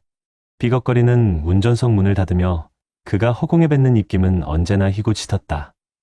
시장 구서 자신만의 작은 왕국인 만식상회에 도착한 그는 익숙하게 천막을 걷고 갓 들어온 대추와 물을 진열하기 시작했다. 흙이 묻은 채소를 매만지는 그의 손은 나무 껍질처럼 거칠고 투박했지만 그 움직임만큼은 세상에서 가장 정성스러웠다. 이 손으로 아들 정은을 키웠고 이 손으로 번 돈을 몽땅 털어 아들 사업 자금을 대주었다. 아이고, 박 사장, 오늘 물건 좋네. 옆 가게 생선 장수 김영철 씨가 펄떡이는 생선 한 마리를 들어 보이며 아는 척을 했다. 만식 씨는 허리를 펴며 씩 웃었다. 김 사장도 일찍 나왔네. 자식들한테 손 안 벌리고 우리 힘으로 사는 게 어디야. 이만하면 됐지. 됐긴 뭐가 돼. 자네 아들은 이제 어엿한 IT 회사 대표님이라며? 띠까뻔쩍한 강남 사무실의 직원도 여럿이라며? 아들 덕 좀 보고 편히 살아야지. 언제까지 이 새벽바람 맞을 거야. 영철 씨의 부러움 섞인 타박에 만식 씨의 어깨가 으쓱 올라갔다. 아들 이야기가 나오면 그는 40년 묵은 허리 통증도 있는 듯 했다. 다 지가 잘나서 하는 거지 뭘. 그래도 저번에 명절이라고 내려와서 봉투 하나 찔러준대. 어찌나 두툼하던지. 마누라 없어도 아들 하나 잘 키우니 이만하면 성공한 인생 아니겠어? 그는 아들이 주고 간 낡은 스마트폰을 꺼내 배경화면을 물끄러미 들여다봤다. 말쑥한 양복을 입고 박정훈 대표라고 쓰인 명패 앞에 서 있는 아들의 모습. 그 사진 한 장이 만식 씨에게는 세상 그 어떤 부적보다 든든한 존재였다. 그는 몰랐다. 그 사진 속 아들의 미소가 사실은 수억 원의 빚더미 위에서 아슬아슬하게 지어낸 거짓 웃음이었다는 것을. 만식 씨는 그저 아들의 성공이 곧 자신의 성공이라 믿었다. 2년 전 아들이 번듯한 사업 계획서를 들고 와 아버지, 마지막으로 한 번만 밀어주세요. 이번엔 정말 자신 있습니다라고 했을 때 그는 한치의 망설임도 없이 평생 모은 2억 원이 담긴 통장을 내밀었다. 아내와 사별하고 홀로 아들을 키우며 악착같이 모은 돈, 자신의 노후를 위한 마지막 보루였다. 하지만 아들의 반짝이는 눈을 보는 순간 자신의 노후 따위는 아무래도 좋았다. 그 돈이 아들의 미래를 위한 마중물이 될 수만 있다면 자신은 평생 이 시장 바닥에서 무배추를 팔아도 행복할 것 같았다. 그날 이후로 가끔씩 오른쪽 아랫배가 쿡쿡 쑤셔왔지만 그는 대수롭지 않게 여겼다. 그저 나이 들어 생기는 흔한 통증이겠거니 파스 한 장 붙이고 넘기기 일쑤였다. 그 통증이 자신의 남은 삶을 통째로 집어삼키려는 암세포의 아우성이라는 사실을 까맣게 모른 채였다. 평화롭던 만식 씨의 일상에 균열이 가기 시작한 것은 늦가을에 스산한 바람이 불어오던 어느 날 오후였다. 한참 손님과 흥정을 하던 그가 갑자기 아랫배를 부여잡고 주저앉았다. 식은땀이 비 오듯 흘렀고 눈앞이 핑 돌았다. 정신을 차렸을 땐 병원 응급실 하얀 침대였다. 곁을 지키던 영철 씨의 얼굴에는 수심이 가득했다. 며칠간 이어진 검사 끝에 의사는 무표정한 얼굴로 진단 결과를 통보했다. 대장암 3기, 당장 수술과 항암 치료를 시작해야 한다고 했다. 수술비랑 치료비까지 하면 대략 3천만 원 정도 예상하셔야 합니다. 의사의 말이 만식 씨의 귓가에 폭탄처럼 퍼져내렸다. 3천만 원.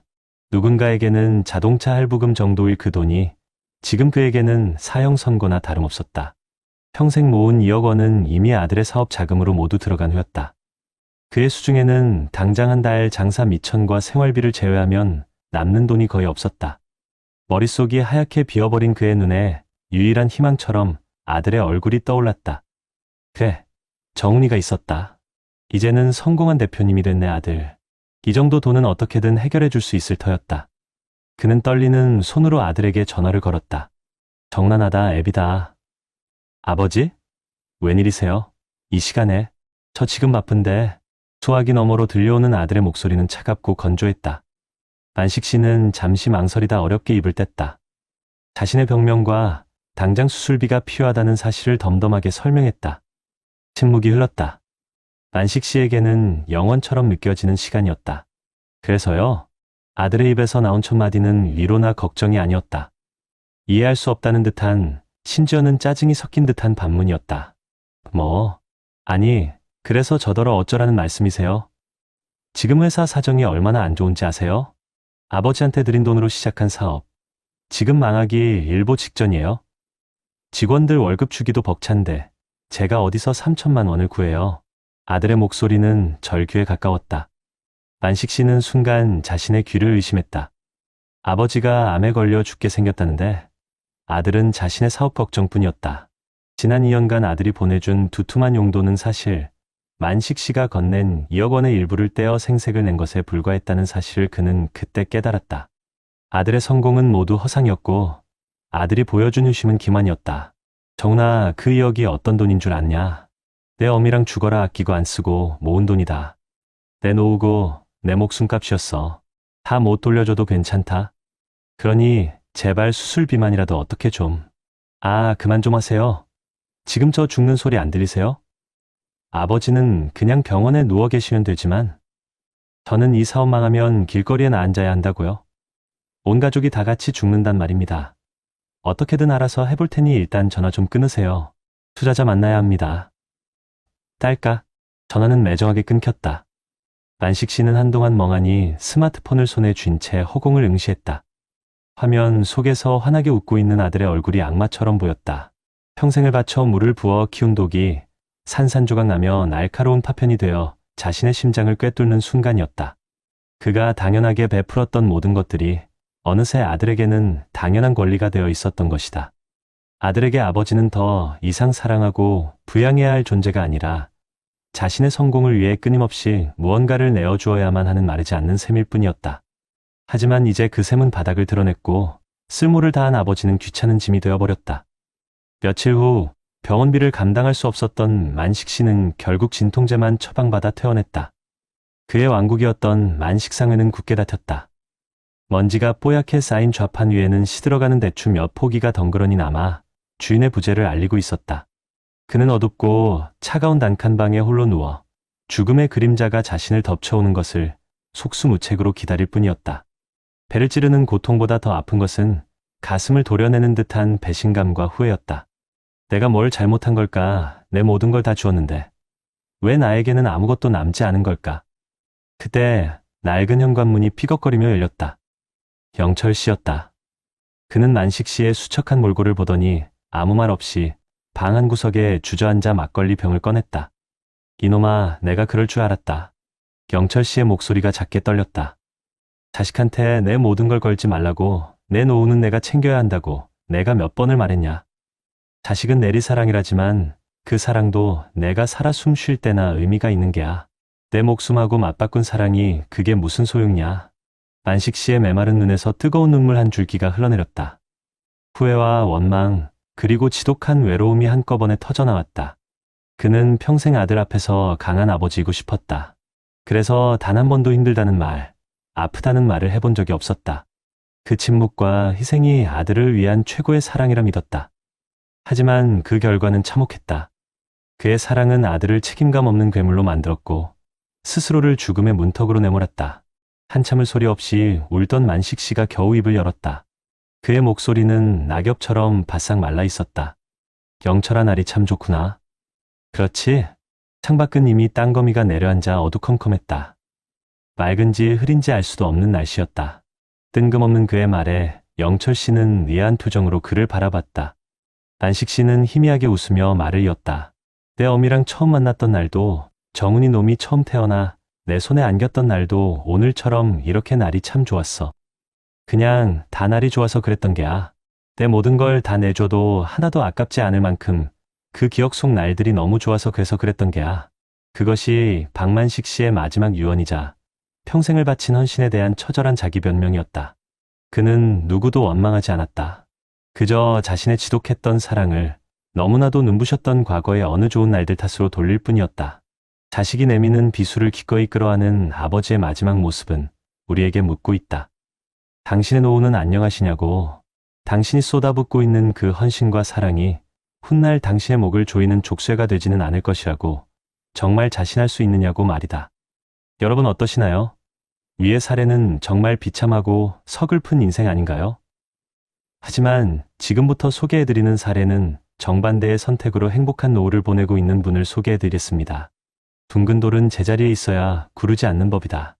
평생을 고등학교 국어교사로 살아온 최진수 70세 씨가 퇴임식 날 교훈처럼 남긴 말이다. 그의 아내이자 40년 지기인 이숙자 68세 씨는 그 말이 꼭 남편 자신을 두고 하는 말 같다고 했다. 강원도 춘천의 한적한 아파트에서 노후를 보내는 진수 씨의 삶은 화려하진 않지만 그 둥근 돌처럼 단단하고 안정적이었다. 매달 어김없이 들어오는 280만 원의 공무원 연금은 부부의 품위 있는 삶을 지켜주는 든든한 울타리였다. 그는 젊은 시절부터 돈 관리에 철저했다. 월급의 일부는 무조건 저축했고 퇴직 후를 대비해 개인연금도 따로 부었다. 자식에게 모든 걸 쏟아붓는 것이 미덕이던 시절에도 그는 자식의 인생과 부모의 인생은 별개다. 각자의 궤도를 성실히 도는 것이 서로를 위한 최선이다라고 입버릇처럼 말했다. 서울에서 작은 카페를 운영하는 외아들 민준이 결혼할 때도 그는 무리해서 집을 사주는 대신 딱 정해놓은 액수만 지원했다. 서운해하는 아들에게 그는 낡은 시 한 편을 읽어주었다. 스스로의 힘으로 일어선 나무만이 비바람에 흔들리지 않는 법이라고. 사람들은 그를 냉정하다 수군댔지만 그는 흔들리지 않았다. 그 단단함이 훗날 자신과 아들 모두를 살리는 방패가 될 줄은 그때는 아무도 몰랐다. 진수 씨 부부의 평온한 궤도에 미세한 균열이 감치는 것은 벚꽃이 흩날리던 2025년 4월의 일이었다. 아들 민준이 잔뜩 굳은 얼굴로 춘천 본가를 찾아왔다. 다짜고짜 거실 바닥에 카페 서류들을 펼쳐놓은 아들은 지금 가게가 있는 건물의 주인이 바뀌어 월세가 2배로 뛰었고 차라리 이 기회에 대출을 받아 상가를 분양받고 싶다고 열변을 토했다. 그러기 위해선 당장 계약금과 초기 자금으로 1억 원이 필요하다고 했다. 아들의 눈은 간절함을 넘어 절박해 보였다. 아버지, 이번 한 번만 도와주세요. 평생 은혜 잊지 않겠습니다. 제 친구들은 부모님이 건물도 사주고 가게도 차려주는데 저는 아버지 연금만 믿고 손 벌리지 않으려고 얼마나 노력했는지 아시잖아요. 이번이 마지막 기회입니다. 아들의 말은 비수처럼 나라와 진수 씨의 가슴에 박혔다. 아내 숙자 씨는 금방이라도 통장을 내어줄 듯 안절부절 못했다. 진수 씨는 말없이 차만 마셨다. 찻잔의 온기가 손바닥을 통해 심장까지 전해진 듯했다. 한참의 침묵 끝에 그가 입을 열었다. 민준아, 내게 1억이 없는 돈은 아니다. 하지만 그 돈은 내 돈이 아니라 나와 내 어머니의 남은 시간을 위한 돈이다. 우리가 아프거나 위급할 때 내게 짐이 되지 않기 위해 평생 모은 돈이란 말이다. 그의 목소리는 나지막했지만 단호했다. 아버지, 어떻게 그런 말씀을 하세요? 제가 짐이라니요? 아들은 얼굴이 벌개져 소리쳤다. 진수 씨는 자리에서 일어나 서재에서 오래된 통장 하나를 가져왔다. 내가 정말 급하다면 이 돈을 빌려는 주겠다. 1,000만 원이다. 대신 차용증을 쓰고 2년 안에 반드시 갚아야 한다. 이것이 내가 너에게 해줄 수 있는 전부다. 1,000만 원이라는 액수에 민준의 얼굴은 절망으로 일그러졌다. 그는 아버지를 원망과 경멸이 뒤섞인 눈으로 노려보더니 서류를 거칠게 가방에 쓸어 담고는 현관문을 박차고 나가버렸다. 당신 정말 너무해요. 아들이 저렇게 힘들어하는데 우려 죽을 때 그 돈 싸가지고 갈 것도 아니잖아요? 아내의 원망 섞인 울음소리가 거실을 채웠다. 그날 밤 진수 씨는 홀로 거실에 앉아 밤을 지새웠다. 정말 내가 너무했던 걸까? 아들의 앞길을 막아버린 냉혈한 아비가 된 것만 같아 가슴 한쪽이 시려왔다. 그 후로 몇 달간 아들에게서는 연락 한 통 없었다. 매몰차게 등을 돌린 아들 생각에 밤잠을 설치기 일쑤였지만 진수 씨는 자신의 원칙을 애써대내며 마음을 다잡았다. 그러던 가을 매년 받던 종합검진 결과지에서 전립선암 초기라는 글자를 마주했다. 하늘이 무너지는 듯했지만 그는 곧 평정심을 되찾았다. 다행히 초기에 발견했고 수술하면 예후가 좋다는 의사의 말에 그는 지체 없이 국내 최고라는 병원을 예약했다. 로봇 수술비와 입원비, 간병비까지 합쳐 2,000만 원이 넘는 비용이 나왔지만 그는 한치의 망설임도 없었다. 아들에게 손 벌릴 필요도 아내에게 걱정을 끼칠 필요도 없었다. 오롯이 자신의 힘으로 가장 최선의 치료를 선택할 수 있었다. 수술을 마치고 회복실에 누워있을 때 헬쑥해진 얼굴의 아들이 병실 문을 열고 들어왔다. 민주는 아버지의 침대맡에 서서 한참을 아무 말도 못하더니 이내 굵은 눈물을 뚝뚝 흘렸다. 아버지 죄송해요. 제가 정말 어리석었어요. 아들은 흐느끼며 그간의 사정을 털어놓았다. 아버지가 돈을 빌려주지 않자 그는 동업자의 말에 속아 사채에 손을 댔고 그 동업자는 얼마 못 가 돈을 들고 잠적해버렸다는 것이었다. 만약 그때 아버지가 1억을 줬다면 그 돈마저 고스란히 날리고 자신은 시용불량자가 되었을 거라고 이제야 아버지의 깊은 뜻을 알겠다며 오열했다. 진수 씨는 말없이 아들의 등을 토닥였다. 창밖으로 들어오는 가을 햇살이 부자의 어깨 위로 따스하게 내려앉고 있었다. 진수 씨는 성공적으로 회복했다. 그는 이제 매일 아침 아내와 함께 공지천을 산책하고 오후에는 서예 학원에 다니며 제2의 인생을 만끽한다. 아들 민준의 카페는 규모는 줄었지만 자신만의 레시피로 입소문이 나면서 단골이 꾸준히 늘어 자리를 잡았다. 이제 민준은 주말마다 아내와 아이들을 데리고 춘천을 찾는다. 더 이상 아버지에게 돈 이야기를 하는 대신 아버지의 건강과 안부를 묻는다. 진수 씨는 얼마 전 손주에게 줄 자전거를 사주며 아들에게 넌지시 말했다. 민준아, 진정한 내리사랑은 말이다. 그저 모든 걸 퍼주는 게 아니라 자식이 스스로 페달을 밟아 나아갈 수 있도록 뒤에서 묵묵히 지켜봐 주는 것이다. 그러려면 부모가 먼저 튼튼한 두 다리로 굳건히 서 있어야 하지 않겠니? 아들은 아무 말 없이 고개를 끄덕였다. 아들의 그 끄덕임 속에서 진수 씨는 비로소 확신할 수 있었다. 자신의 이기적인 선택이 결국 모두를 위한 가장 이타적인 사랑이었음을. 자식을 위해 기꺼이 텅 비어버린 박만식 씨의 독과 자신과 가족을 위해 단단히 채워놓은 최진수 씨의 독. 여러분의 독은 지금 어떤 모습입니까? 그 안에는 무엇이 담겨 있으며 그 단단함은 누구를 위한 것입니까? 앞선 사례들을 잘 보셨나요? 이런 문제들과 관련해서 전문가들과 통계 자료를 소개해드리겠습니다. 요즘 부모님들 자녀와 같이 사는 걸 예전만큼 원하지 않으신다고 합니다. 통계를 보면요. 자녀랑 같이 사는 노인 가구는 10집에 한 집꼴로 줄었고 혼자 사시는 어르신은 3집에 한 집을 넘어섰습니다. 자녀와 함께 살고 싶다는 비율도 예전에 비해 반의 반 토막이 났어요. 이제는 서로 독립적인 생활을 더 편하게 생각하는 시대가 온 거죠. 그런데 참 이상한 일이 있습니다. 이렇게 부모 자식 간에 따로 사는 건 늘었는데 경제적으로는 오히려 자식들이 부모님께 기대는 현상이 더 심해졌다는 겁니다. 놀랍게도 50살이 안 된 성인 10명 중 6명 이상이 부모님께 돈을 받아본 경험이 있다고 해요. 특히 결혼한 자녀들이 부모님께 더 많은 도움을 받는다고 하니 이걸 어떻게 봐야 할까요? 이게 바로 부모님 등골에 빨대를 꽂는다는 빨대족 현상입니다. 앞서 보신 박만식 어르신처럼 평생 피땀 흘려 모은 2억 원을 아들 사업 미천으로 다 내주고 정작 본인은 텅 빈 노후를 보내게 되는 비극이 바로 이런 통계와 딱 맞아떨어지는 현실인 거죠. 전문가들은 하나같이 경고합니다. 부모가 이렇게 자식에게 모든 걸 내주면 그 자식은 스스로 일어설 힘을 잃어버리고 결국 경제적으로 무능력한 어른이 될 뿐이라고 말입니다. 그런데 문제는 여기서 그치지 않습니다. 대다수 어르신들이 본인의 노후 준비조차 제대로 못하고 있다는 게 더 큰 문제입니다. 우리나라 가구 중에 노후 준비가 잘 되어 있다고 자신 있게 말하는 집은 10집에 한 집도 채 안 됩니다. 절반 이상은 준비가 전혀 안 되어 있다고 답했어요. 적어도 한 달에 350만 원은 있어야 사람답게 산다고들 하는데 실제로 손에 쥘 수 있는 돈은 230만 원에 불과합니다. 매달 120만 원씩 부족한 이 구멍을 대체 무엇으로 메워야 할까요? 게다가 가진 재산이라고는 평생 살던 집 한 채가 전부인 경우가 많아서 당장 현금으로 바꿔 쓰기도 어려운 실정입니다.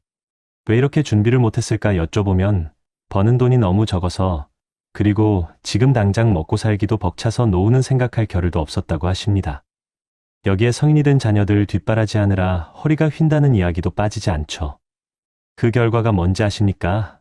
우리나라가 경제대국이라고는 하지만 노인 빈곤율만큼은 경제협력개발기구 OECD 국가 중에서 압도적인 1위라는 부끄러운 현실입니다.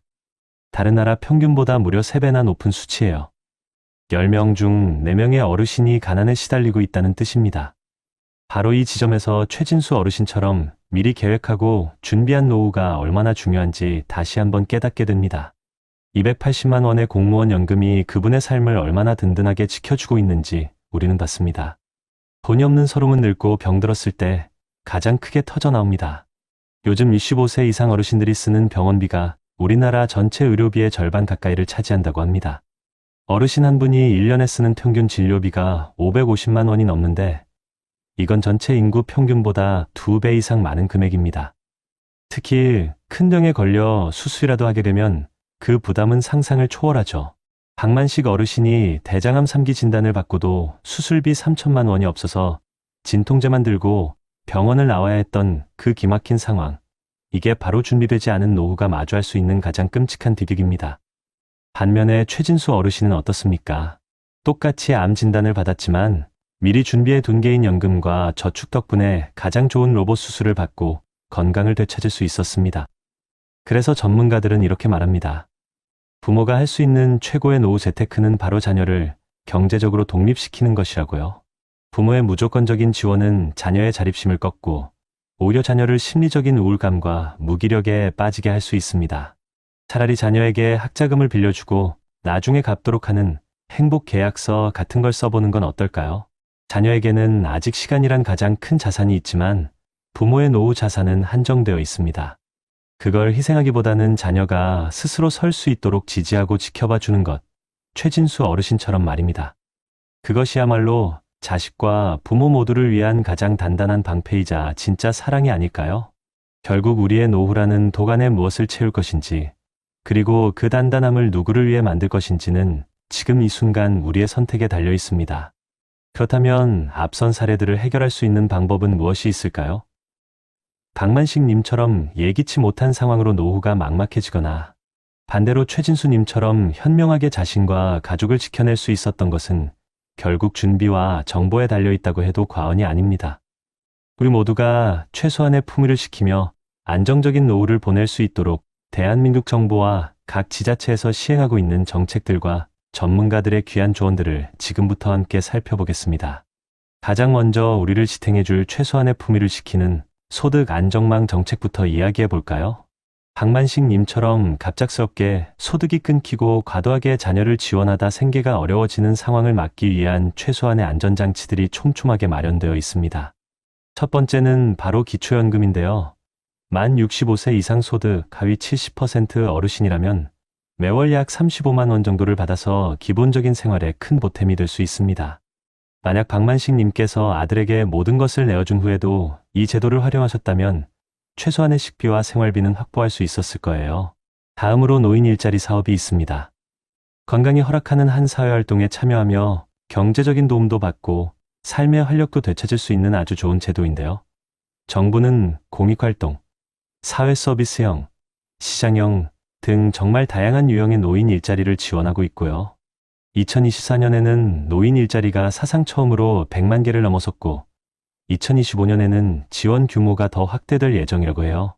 월 30만 원에서 많게는 80만 원 정도의 추가 소득을 얻을 수 있으니 경제적 자립은 물론 자존감을 유지하는 데도 큰 도움이 되겠죠. 그리고 우리나라 노년층의 자산 대부분이 부동산이라는 특성을 고려한 주택연금, 그러니까 영모기준도 빼놓을 수 없습니다. 보유한 집을 담보로 맡기고 평생 그 집에 거주하면서 매월 연금을 받을 수 있는 제도인데요. 만약 박만식 님께 자가주택이 있었다면 아들에게 의존하지 않고도 생활비와 의료비를 스스로 마련할 수 있었을 겁니다. 여기에 더해 상속세, 공제나 비과세 종합표축 같은 세금 혜택들도 있으니 꼭 확인해 보시고요. 2025년 10월부터는 55세 이상 생명보험 가입자가 사망보험금을 연금처럼 미리 활용할 수 있도록 제도가 개편된다고 하니 이 또한 새로운 노후 소득원으로 주목해 볼 만합니다. 노후 준비의 핵심은 가늘고 길게 이어지는 현금 흐름을 만드는 것입니다. 국민연금만으로는 부족한 경우가 많으므로 기초연금과 주택연금, 개인연금 등을 조합하여 다층적인 소득 파이프라인을 구축해야 합니다라고 조언해 주셨어요. 다음으로 예고 없이 찾아오는 질병에 대비하는 의료 안전망 정책입니다. 3천만 원의 수술비가 없어 치료를 포기해야 했던 박만식 님의 비극을 막기 위한 제도적 장치들이 있습니다. 가장 대표적인 것이 바로 건강보험 본인부담 상한제인데요. 이는 과도한 의료비 부담을 덜어주기 위해 연간 본인부담금 총액이 개인별 소득 수준에 따른 상한액을 초과하면 그 초과 금액을 건강보험공단이 대신 내주는 제도입니다. 2025년 기준으로는 소득 분위에 따라 연간 최저 89만 원부터 최고 826만 원까지만 부담하면 되므로 암 같은 중증 질환 치료비 부담을 크게 줄일 수 있어요. 이 금액을 초과하면 자동으로 환급받거나 병원에서 바로 초과 금액을 제외하고 결제해주는 방식도 있으니 꼭 기억하세요. 단, 비급여 항목은 적용되지 않는다는 점은 주의하셔야 합니다. 또 재난적 의료비 지원 사업도 있습니다. 소득 기준을 충족하고 본인 부담 의료비가 너무 많이 나왔을 경우 연간 최대 5천만 원까지 지원받을 수 있는 제도인데요. 암이나 뇌혈관 질환 등 중증 질환으로 입원이나 외래 진료를 받은 경우 신청 가능하니 박만식님 같은 사례에 직접적인 도움이 될 수 있는 정책이죠. 그리고 각 지자체별로도 특색 있는 의료 지원 정책들을 운영하고 있습니다. 예를 들면 65세 이상 어르신은 폐렴구균이나 독감 예방접종을 무료로 받을 수 있고요. 임플란트도 평생 2대까지 본인 부담률 30%로, 틀니도 7년에 1회 본인 부담률 30%로 시술받을 수 있어요. 또한 만 66세 이상은 생애전환기 건강검진을 통해 골다공증 검사나 백내장, 녹내장 같은 안과 검사까지 더 포괄적으로 받을 수 있고, 60세 이상은 보건소나 치매안심센터에서 치매 검사나 예방교육을 무료로 받을 수 있습니다. 만약 일상생활이 어려운 경우를 대비한 노인장기요양보험 제도도 있고요. 이는 65세 이상 어르신이나 노인성 질병을 가진 분들이 집에서 혹은 요양시설에서 돌봄 서비스를 받을 수 있도록 지원하며 본의무담금도 재가급여는 15%, 시설급여는 20%로 부담을 덜어줍니다. 거주 지역의 행정복지센터나 보건소에 문의해서 활용 가능한 혜택을 반드시 확인하는 지혜가 필요합니다. 많은 분들이 실손보험 하나만 믿고 노후 의료비를 안심하지만 나이가 들수록 보험료가 오르고 보장하지 않는 항목도 많습니다. 국가가 운영하는 건강보험 혜택과 지원 제도를 정확히 파악하고 활용하는 것이 가장 확실하고 기본적인 의료비 대비책입니다라고 강조하셨습니다. 마지막으로 건강한 거리 두기를 위한 부모-자녀 관계 재정립입니다. 최진순인의 사례는 자녀를 위한 진정한 사랑이 무엇인지 보여주죠. 무조건적인 희생이 아닌 자녀의 독립을 지지하고 부모 자신의 노후를 지키는 것이 진정한 사랑이라고 말입니다. 그런데 한국은 부모가 자녀의 결혼이나 주택 구입에 과도하게 지원하는 경향이 여전히 강해서 캥거루족이라는 말이 있을 정도예요. 부모와 자녀 모두가 행복하려면 서로의 경제적 독립을 존중하는 것이 중요합니다. 각 지역의 금융복지상담센터나 서민금융통합지원센터에서는 노년층을 대상으로 한 재무상담 및 금융교육을 제공하고 있습니다. 이곳에서 자녀 지원의 적정선, 증여와 차용의 차이, 건강한 재정 경계 설정 방법 등에 대한 전문적인 조언을 얻을 수 있습니다. 또한 일부 전문가와 시민단체에서는 자녀에게 목돈을 지원할 경우 무상증여가 아닌 차용증을 작성하는 문화를 확산시키고 있습니다. 이는 부모의 노후 자금을 보호할 뿐만 아니라 자녀에게는 돈의 가치와 책임감을 일깨워주어 진정한 경제적 자립을 돕는 효과가 있습니다. 최진수님이 아들에게 1,000만 원을 빌려주며 차용증을 요구한 것이 바로 이러한 현명한 예라고 할 수 있죠. 우리가 자녀의 경제 교육에 대한 자신감이 아시아 국가 중에서도 최하위권이라는 조사 결과가 있어요. 어릴 때부터 용돈 관리나 저축의 중요성을 가르치고 무조건적인 지원보다는 물고기를 주는 것이 아니라 물고기 잡는 법을 가르쳐주는 방식으로 자녀가 스스로 자립할 수 있도록 돕는 것이 중요합니다. 이인철 변호사님은 자녀에게 안 된다고 말할 수 있는 용기가 부모의 가장 중요한 노후 대비 재테크입니다. 자녀의 실패를 두려워해 부모가 모든 것을 해결해주면 자녀는 스스로 문제를 해결하는 능력을 잃어버린 경제적 무능력자가 될 수 있습니다. 부모의 노후가 안정되어야 자녀도 심리적, 경제적 부담 없이 자신의 삶에 집중할 수 있습니다라고 조언해 주셨습니다. 박만식님의 비극은 결코 개인의 부름만이 아닙니다. 우리 사회가 함께 고민하고 해결해야 할 구조적인 문제이고요. 이를 위해 정부와 지자체의 다양한 안전망들을 꼼꼼하게 알아보고 적극적으로 활용하는 한편, 최진수님처럼 자녀와의 관계에서 사랑과 희생의 의미를 재정립하는 지혜가 절실한 때입니다. 우리 모두 자신과 가족 모두를 위해 단단하고 행복한 노후를 만들어 나가려는 노력이 필요합니다. 세월의 강물은 쉼없이 흘러 우리 삶의 강둑에 깊은 흔적을 남깁니다. 어느덧 붉게 물든 노을처럼 황혼의 문턱에 선 우리, 흘러온 날들이 애틋하듯 다가올 날들도 눈부시게 아름다울 수 있도록 오늘 우리는 가슴 속에 희망의 씨앗을 심습니다. 때로는 눈물겨운 고난과 아픔도 있었지만 결국 사랑으로 피어날 우리의 찬란한 노후를 위해. 사랑하는 시청자 여러분, 오늘 우리는 너무나도 가슴 아픈 박만식님의 이야기와 현명한 준비로 자신과 가족을 든든히 지켜낸 최진수님의 이야기를 함께 돌아보았습니다. 박만식님께서 겪으신 아픔은 결코 남의 이야기가 아닐 것입니다. 자녀에게 모든 것을 내어주고 홀로 쓸쓸히 남겨진 삶의 무게, 예기치 못한 질병 앞에 좌절해야 했던 그 순간들은 우리 모두의 마음을 저미게 합니다. 사랑하는 자녀에게 혹여짐이 될까 밤잠을 설치고 홀로 병실에서 쓰러져가는 희망을 붙잡으려 했던 그 아픔은 우리 눈가에 뜨거운 눈물을 맺히게 합니다. 그때 조금만 더 내 노후를 생각했더라면, 자녀에게 안 된다고 말할 용기가 있었더라면 하는 뒤늦은 후회는 상상만으로도 고통스럽습니다. 반면 최진수님은 어떠셨나요? 무조건적인 희생이 아닌 자신을 지키는 것이 곧 자녀를 진정으로 사랑하는 길임을 아셨습니다. 노후를 위한 든든한 준비와 자녀와의 건강한 관계를 통해 그분은 삶의 고난 속에서도 흔들림 없는 평화와 품위를 지켜낼 수 있었습니다. 자녀의 독립을 존중하며 자신의 노후를 단단히 세워나간 그 지혜는 결국 온 가족이 서로에게 짐이 아닌 든든한 버팀목이 되어주는 아름다운 미래를 만들어 주었습니다. 이 두 분의 이야기는 우리에게 소리 없는 울림을 줍니다. 과연 우리는 어떤 모습으로 황혼을 맞이하고 싶은가? 사랑하는 이들에게 짐이 아닌 축복을 남고 싶은가? 사랑하는 시청자 여러분, 이제는 우리가 답할 차례입니다. 박만식님처럼 뒤늦은 후회와 막막함 속에서 눈물 흘리지 않기 위해, 최진수님처럼 당당하고 행복한 노후를 맞이하기 위해 우리에게는 준비와 지혜가 절실합니다. 오늘 우리가 살펴본 대한민국 정부와 지자체의 든든한 소득 안정망은 여러분의 최소한의 품위를 지켜줄 안전장치가 될 것이며, 예고 없이 찾아오는 질병에 대비하는 의료 안전망은 아픔 속에서도 희망을 잃지 않도록 지켜줄 것입니다.